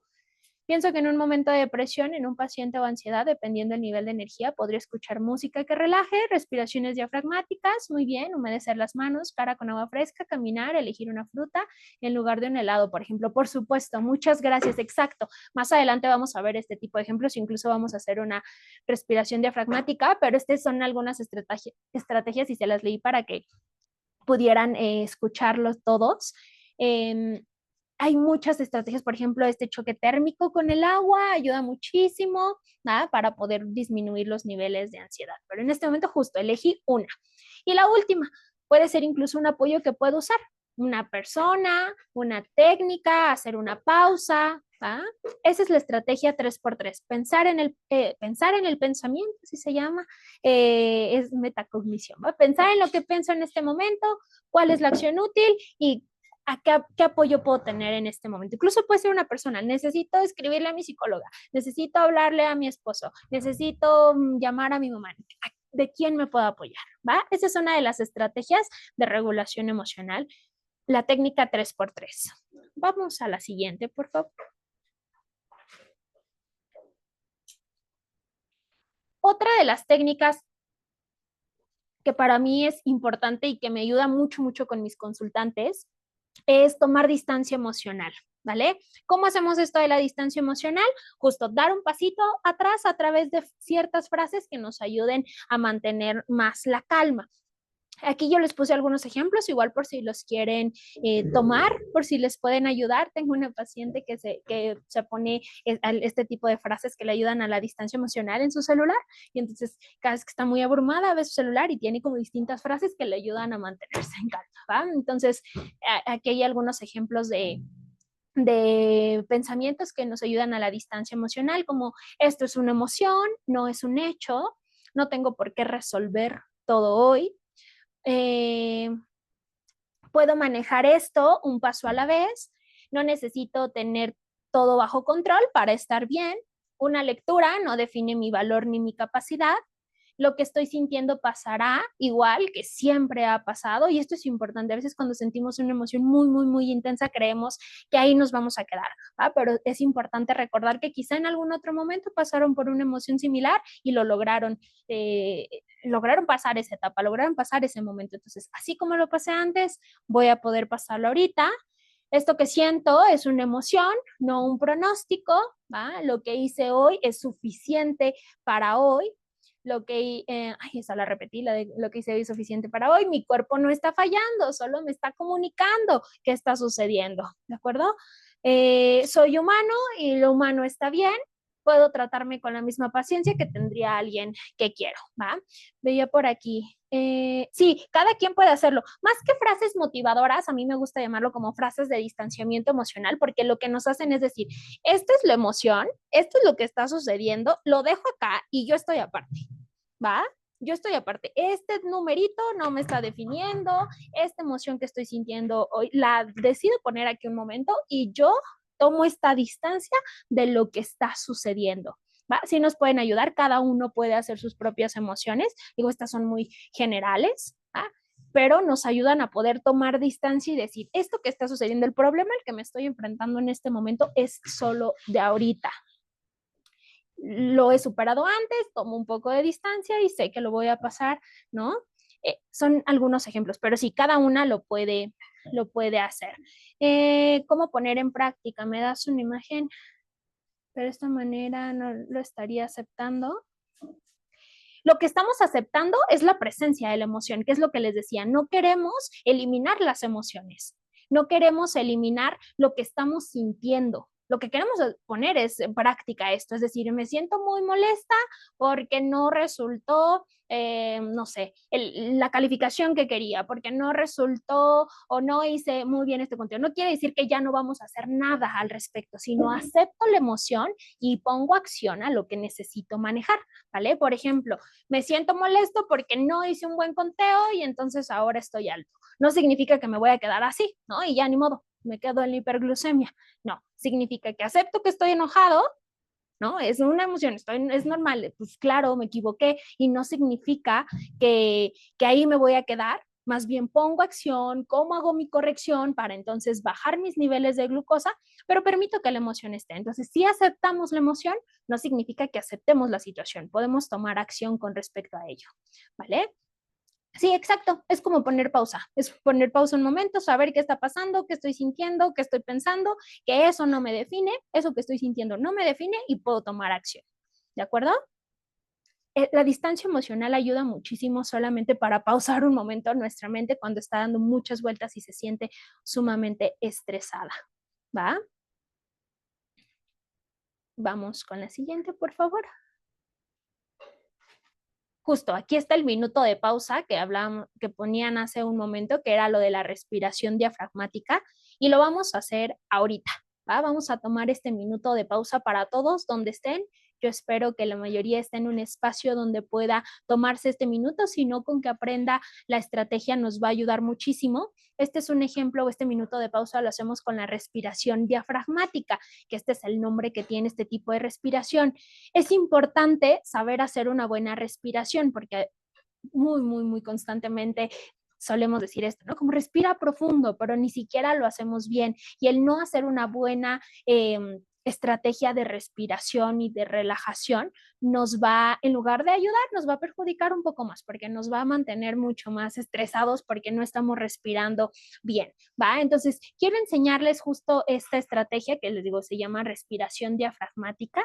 La idea de esta estrategia es aprender a respirar con el estómago. Suena rarísimo, pero solamente es mover el diafragma y justo como está en la imagen. Casi siempre, no me veo completa, pero voy a intentar explicárselas así. Casi siempre lo que hacemos es al respirar profundo, ¿no? Cuando nos respiremos profundo, solemos mover el pecho inflándolo, ¿de acuerdo? Voy a hacerlo lento, como y inflamos el pecho. Quiero que ustedes lo hagan donde estén. Intenten respirar profundo. Y la mayoría de las veces hacemos esto. ¿Va? Entonces, al respirar esto, hacemos que el estómago se hunda y no entra realmente el aire que queremos. Si vemos en la imagen, al respirar, lo que sucede con el abdomen es que se infla y el pecho no se mueve tanto. ¿De acuerdo? Digo, aquí no se ve mi estómago, pero quiero que vean la imagen. Ahí está. Meto aire, inhalo, pero lo que hago es sacar el abdomen para que pueda entrar más aire. Eso se llama respiración diafragmática porque al inflar el abdomen hacemos que un músculo que es el diafragma baje y nuestros pulmones puedan expandirse un poco más, ¿de acuerdo? Entonces, quiero que lo hagan ustedes. Vamos a hacer este minutito de respiración, unas 4 o 5 respiraciones, y aquí les puse ciertos tiempos. Inhalar en 4, mantenemos 2 segunditos y exhalamos en 6 segundos. ¿Va? Inhalamos otra vez en 4. Dejamos y exhalamos.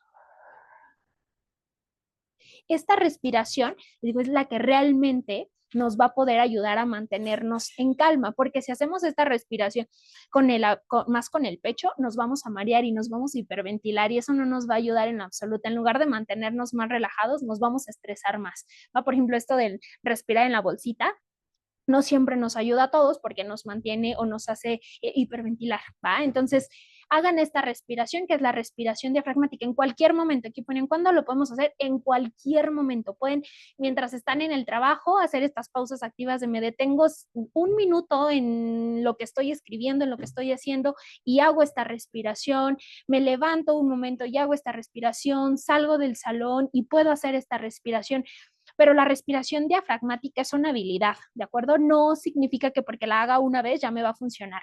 Así no sucede. Y si tenemos esta expectativa, nos va a decepcionar un poco, porque no va a suceder a la primera. Necesitamos practicarlo y practicarlo y practicarlo, y después nos vamos a hacer mucho más expertos en la respiración diafragmática y después va a ayudar muchísimo. El hacerla en la noche ayuda mucho a conciliar el sueño, ¿va?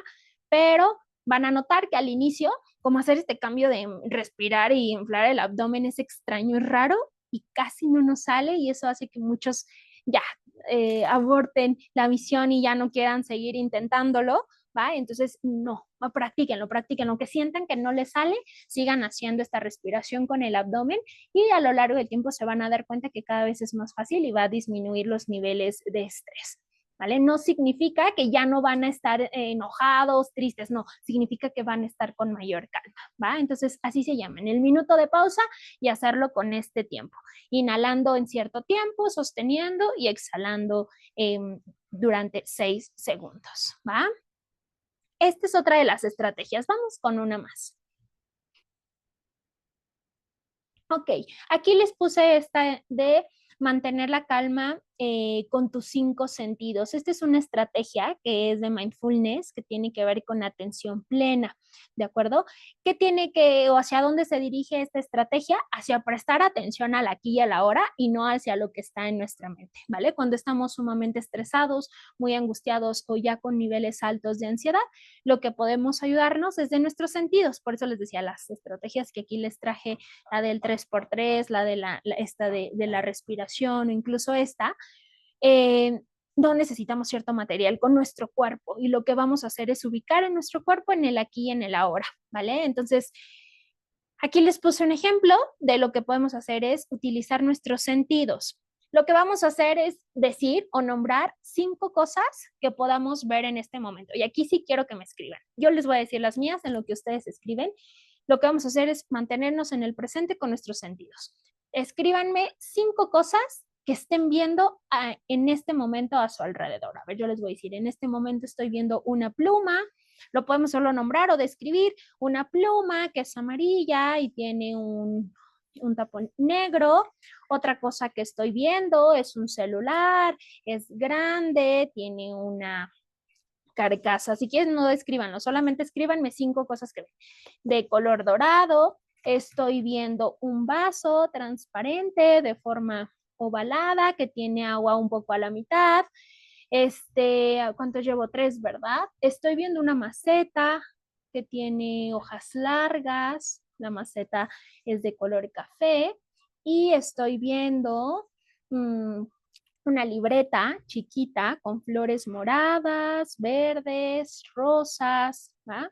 Ya utilicé 5. Aquí ven, un teléfono, una calabaza, una silla, una profesora, el gato, mi celular, un salero, la tele, perforadoras. Ok, listo. 5 cosas que pudimos ver. Ahora vamos a 4 cosas que podamos sentir o tocar. ¿De acuerdo? A ver, yo voy a ir con una. Pueden ser cosas que directamente ustedes agarren o que sientan en su cuerpo, con el tacto. Yo estoy sintiendo, a ver, sin tocar, estoy sintiendo un poco de comezón en mi mejilla izquierda porque choca el cabello. Otra cosa que estoy sintiendo es mi pantalón, ¿va? Es un poco liso, pero también tiene cierta textura suave. Estoy sintiendo, puedo sentir mis propias manos.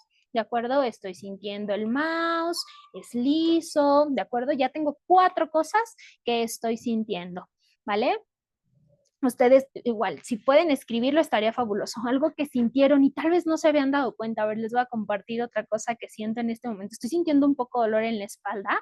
Hace no mucho tuve una cirugía y aún estoy ahí apenas moviéndome. Entonces es algo que no toco, pero que estoy sintiendo físicamente y que puedo prestarle atención mejor a mi dolor de espalda o a mi malestar en la espalda en lugar de estar pensando o prestándole atención solo a lo que siento, ¿va? A ver, otra cosa que siento frío en mis pies. Eso estoy sintiendo. Y no forzosamente los estoy tocando, pero estoy prestándole atención a lo que estoy sintiendo. Y eso apaga el switch un poco de la velocidad en la que a veces va nuestra mente. Ok, mi celular, mis pies, sentimos el pantalón, muy bien, el aire, perfecto, el agua fresca que estoy tomando, muy bien. Hay una estrategia justo que tiene que ver con el tacto y estar en el aquí y en el ahora, donde prestamos atención a nuestras yemas de los dedos, ¿va? Entonces eso también nos ayuda como a prestar atención, llevarlo con la respiración y al mismo tiempo estar tocando las yemas de nuestros dedos y eso hace que estemos presentes en el aquí y en el ahora, ¿va? Ahora dice 3 cosas que puedo escuchar. A ver, díganme 3 cosas que estén escuchando en este momento. Yo escucho a unos niños corriendo fuera de aquí, de por la casa. Estoy escuchando a mi perro tomar agua, la tele, su hija muy bien. ¿Qué más suelo escuchar? Acabo de escuchar un avión, se escuchó muy, muy a lo lejos.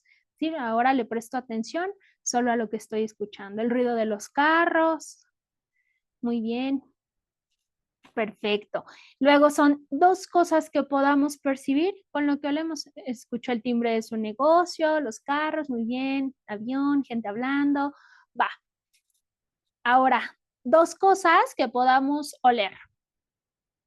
yo huelo la comida que está preparando mi mamá y quizá si no huelo algo ya sin acercarnos, puedo acercarme a algo más, ¿no? Por ejemplo, huelo mi crema de manos, el café, por ejemplo, ¿no? El acondicionador de mi cabello, el perfume, mi té, exacto, mi comida. Y una cosa que podamos saborear, ¿no? Puede ser que ya la sintamos, por ahí habían puesto como lo fresco del agua, ¿no? Cuando me lo estoy tomando. Puedo imaginar algo, chocolate, puedo comerlo, ¿de acuerdo? Esta estrategia de los 5 sentidos nos ayuda muchísimo a poder concentrarnos en el aquí y en el ahora, y eso hace que nuestros niveles de estrés disminuyan porque estamos concentrados en algo más y no solamente en lo que estamos pensando y sintiendo, ¿de acuerdo? Y podemos utilizar las estrategias juntas, ¿de acuerdo? Es decir, eh, ya tomé distancia emocional, ¿no? Ya me di cuenta con el semáforo, ya me di cuenta que estoy en amarillo, que sí estoy alerta, no me siento tan en calma, tampoco estoy súper saturado, pero que sí estoy en amarillo, ¿de acuerdo? Estoy alerta. Identifiqué que estoy alerta porque en la mañana no tuve buenos números y no entiendo qué pasó, o porque la microinfusora no ha estado funcionando tan bien, no estoy sobrepasada, pero sí me siento alerta porque apenas estoy entendiendo qué está sucediendo el día de hoy con mi diabetes, ¿vale? Ya sé de dónde viene este estado de alerta, pero sí me siento que no he podido mantenerme en calma, ¿no? Y entonces empiezo a aplicar alguna de estas, por ejemplo, esta última, ¿no? De empezar a sentir, ¿no? Unos me dicen, Aileen, es que no puedo con el del aroma. Ok, haz los otros, o concéntrate solamente en lo que puedes ver, en lo que puedes sentir, en lo que estás escuchando. Ponían por ahí un ejemplo de escuchar una canción que les guste, fabuloso, tiene que ver con esto, ¿de acuerdo? Y al mismo tiempo, haz la respiración diafragmática. Y entonces todo este cúmulo de estrategias nos puede ayudar a mantener la calma en ese momento. Y mantengo distancia emocional con, oye, pues solo lo estoy sintiendo en este momento, va a pasar, no quiere decir que así me voy a quedar, estoy tomando acción, ya tomé y entendí cómo solucionar este problema al que me estoy enfrentando, ¿vale? Y entonces todo este cúmulo de estas estrategias que les estoy compartiendo nos puede ayudar de manera importante a poder regular las emociones que estoy sintiendo. Las quitamos para nada, ¿va? No queremos quitar estas emociones. Lo que estamos haciendo es regularlo para poder tomar acción a partir de la información que tenemos, ¿va? Pero imaginemos esta técnica, ¿cómo se llama? Podemos encontrarla de muchas maneras. La mayoría la encuentra como estrategia de los 5 sentidos de mindfulness, o la estrategia o mantén la calma con tus sentidos. Así. Casi siempre yo la encontrado en la literatura como la estrategia de los 5 sentidos con mindfulness o con atención plena, ¿vale? Entonces, aquí es justamente donde utilizan como este choque térmico, ¿va? Donde me mojo la nuca, o tomo agua, por ahí dicen, en lugar del helado me comí la manzana, algo que me guste, ¿vale? O el agua incluso para sentir el choque, ¿va? Entonces, esto nos ayuda a mantener la calma y otra vez no quitamos las emociones, pero entiendo de dónde viene. No es que yo hoy voy a utilizar una frase que muy a menudo utilizamos de hoy estoy loca, no sé por qué me sentí así, no sé por qué me siento mal, no, nos sentimos mal porque ya vimos que tuvimos una noche súper compleja, ¿no? Donde no dormimos bien porque la microinfusora no nos dejaba dormir, ya entiendo de dónde viene, no significa que esté mal, ya lo entendí, ¿va? Pero intento regularlo para tomar mejores decisiones. A eso, o eso es lo que intenta hacer la parte de salud mental en el acompañamiento con la diabetes. No que se vayan, sino entender lo que está sucediendo y saber de dónde vienen las acciones que estoy tomando, ¿vale? Digo, estos son algunos ejemplos. Hay muchísimas más, pero les quise ponerlos más generales, ¿vale? Entonces, vamos a la otra. Creo que ya es la última que les había puesto. Y justo una de las frasecitas que a mí me encanta ponerles en muchas de las ponencias que doy es esto, ¿no? Que la diabetes no te hace difícil, más bien te hace humano. Y aprender a escucharlas puede convertirse en una de tus herramientas más poderosas para poder vivir bien con ellas, ¿de acuerdo? Si no logramos entender de dónde vienen estas emociones, no solamente en nosotros, sino también en los demás, en la persona con, no sé, mi hijo o hija, o en la persona con quien acompaño viviendo con diabetes, en mi consultante, si no logro entender cómo es que estas emociones tienen un impacto en su toma de decisiones, nos estamos perdiendo de la mitad de lo más importante con respecto a su tratamiento, ¿de acuerdo? Porque esto nos va, les decía, nos va a dar o va a ser un predictor para hacia el cómo vamos a afrontar y cómo nos va a ir en el día a día. No quiere decir que seamos malos, débiles, ¿no? No quiere decir que no seamos capaces porque estamos tristes, porque estamos atravesando algún episodio de ansiedad, de depresión, más bien nos hace humanos. ¿De acuerdo? Y tenemos que tomar acción con respecto a eso y tenemos que escuchar a nuestras emociones a partir de lo que está sucediendo también con nuestra diabetes. Tenemos que prestar atención hacia las decisiones que tomamos, de acuerdo, que sean más consultadas y que no quiere decir, como les decía hace un momento, no quiere decir que se acabaron nuestras alternativas, sino simplemente necesitamos tener las ganas y la motivación para intentar empezar a hacer algo al respecto y tomar mejores decisiones con mayor información, ¿va? Entonces, pues bueno, esto es un poco de lo que les quería compartir el día de hoy. No sé si haya alguna duda, alguna sugerencia, alguna pregunta que quisieran agregar en este momento.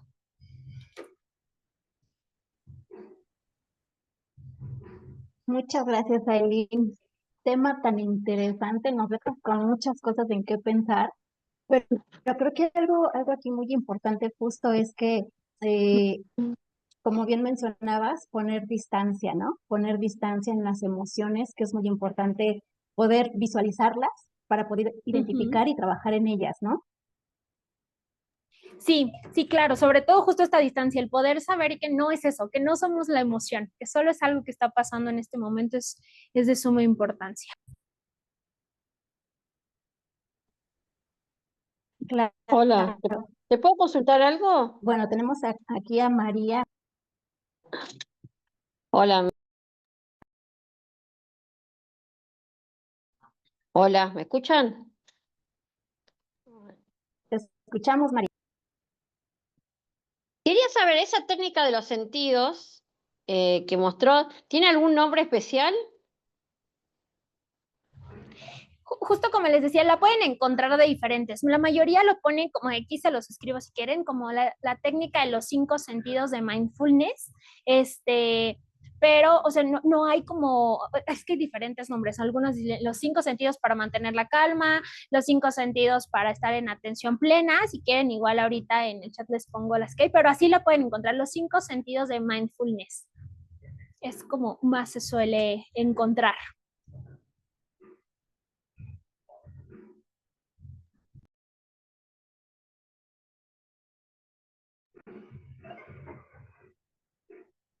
Ay, no te escucho, Adriana. Creo que está apagado tu micro. No, gracias, gracias, porque no sabía la técnica y me llamaba la atención porque no la había visto nunca.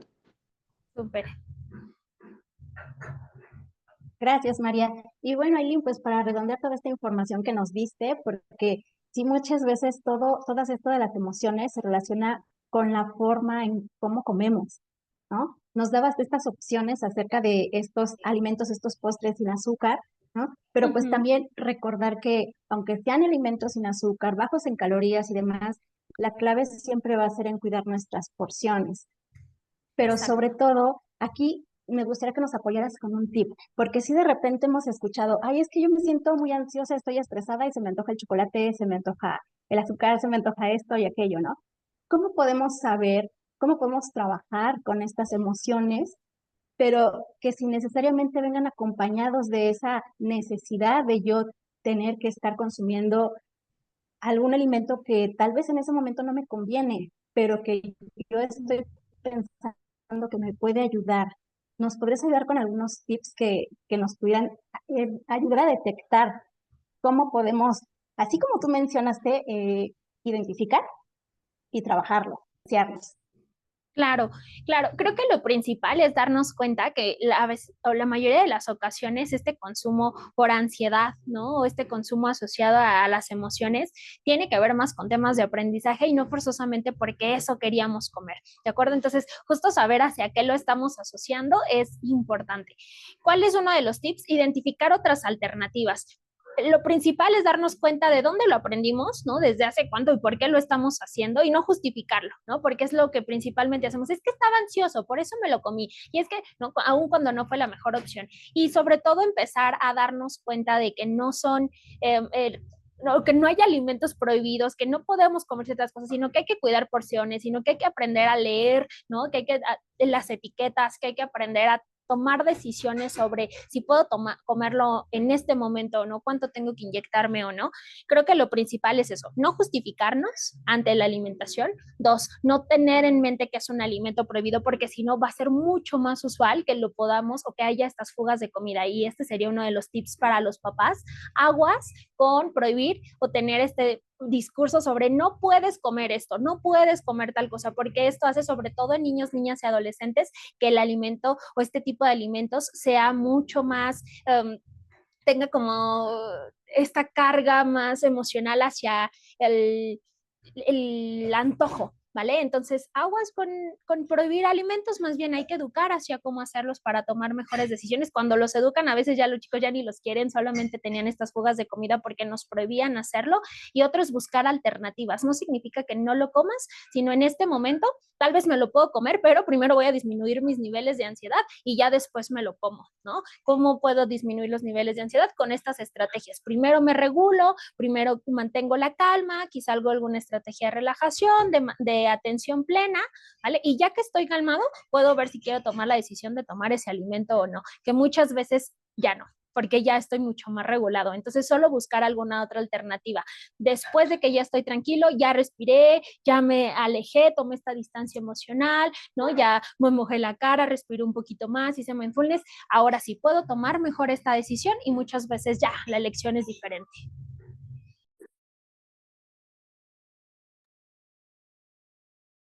Sí, gracias, Aileen. Fíjate que tienes muchas felicitaciones, el tema muy importante, muy interesante para todos los que nos acompañaron. Nos está acompañando también Fundación Dime desde Tepic Nayarit. Un saludo. Y mira, tenemos aquí una pregunta. ¿Qué recomiendas hacia los cuidadores en momentos donde las personas con diabetes están en negación? La negación es una de las etapas más complejas porque no solemos aceptar mucha información. Entonces, lo que recomiendo y de las recomendaciones principales ante esta etapa del duelo es dar información certera, no juzgar, ¿no? Y no intentar cambiar de opinión solo porque yo te estoy diciendo que sí tienes diabetes, sino dar información con evidencia. Por ejemplo, no es cierto, no tengo diabetes, ¿no? No, solamente fue porque ayer comí mal.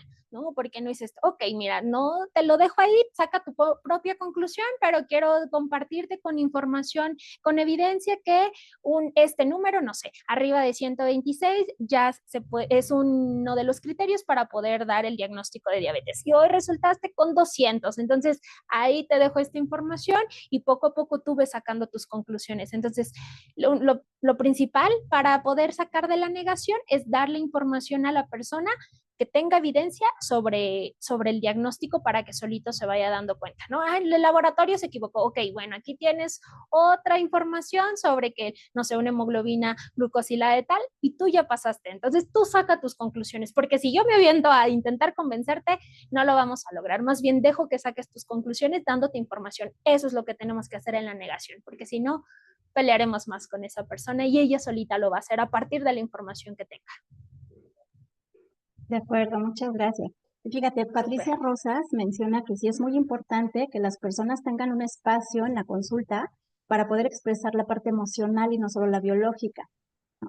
Validar las emociones, presentar alternativas, incluyendo también el manejo interdisciplinario.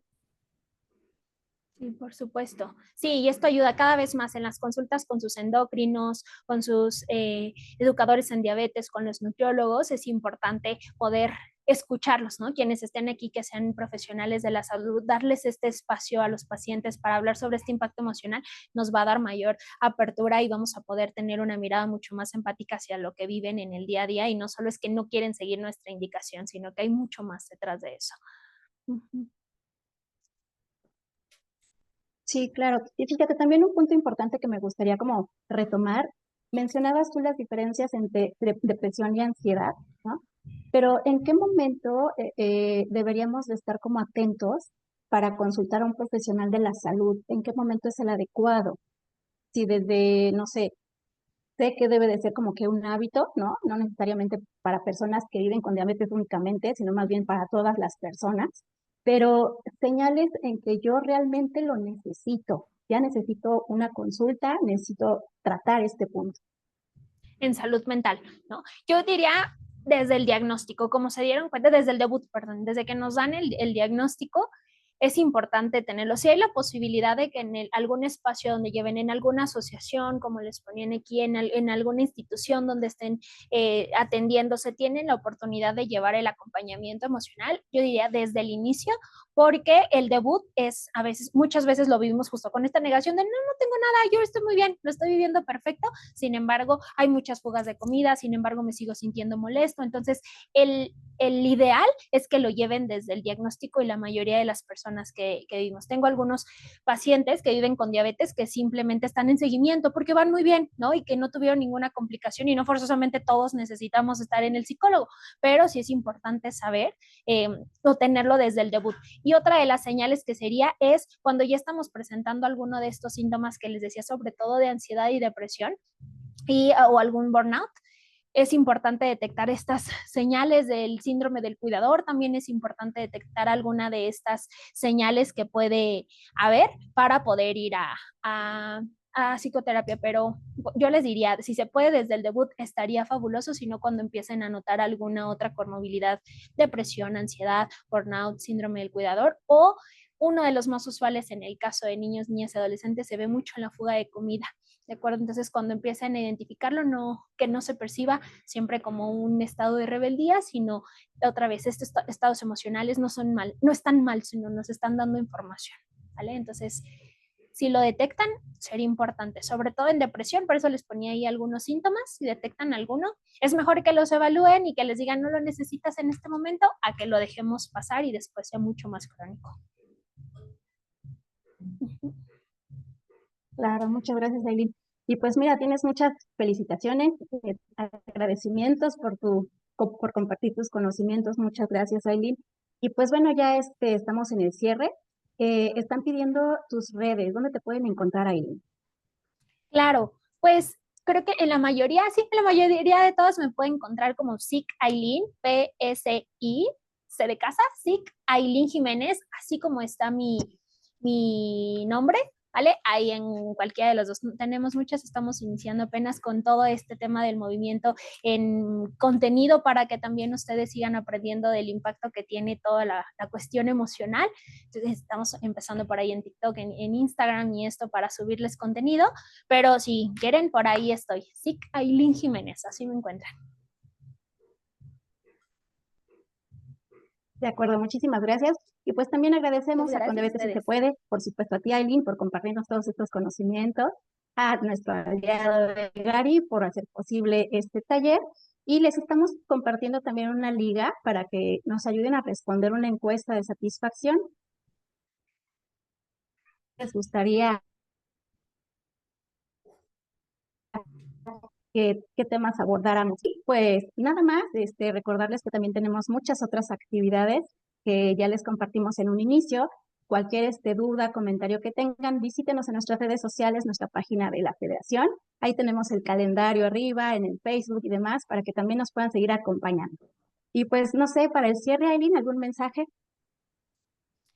Pues creo que un poco de lo que les compartí al final, el trabajo en el acompañamiento con la diabetes es integral.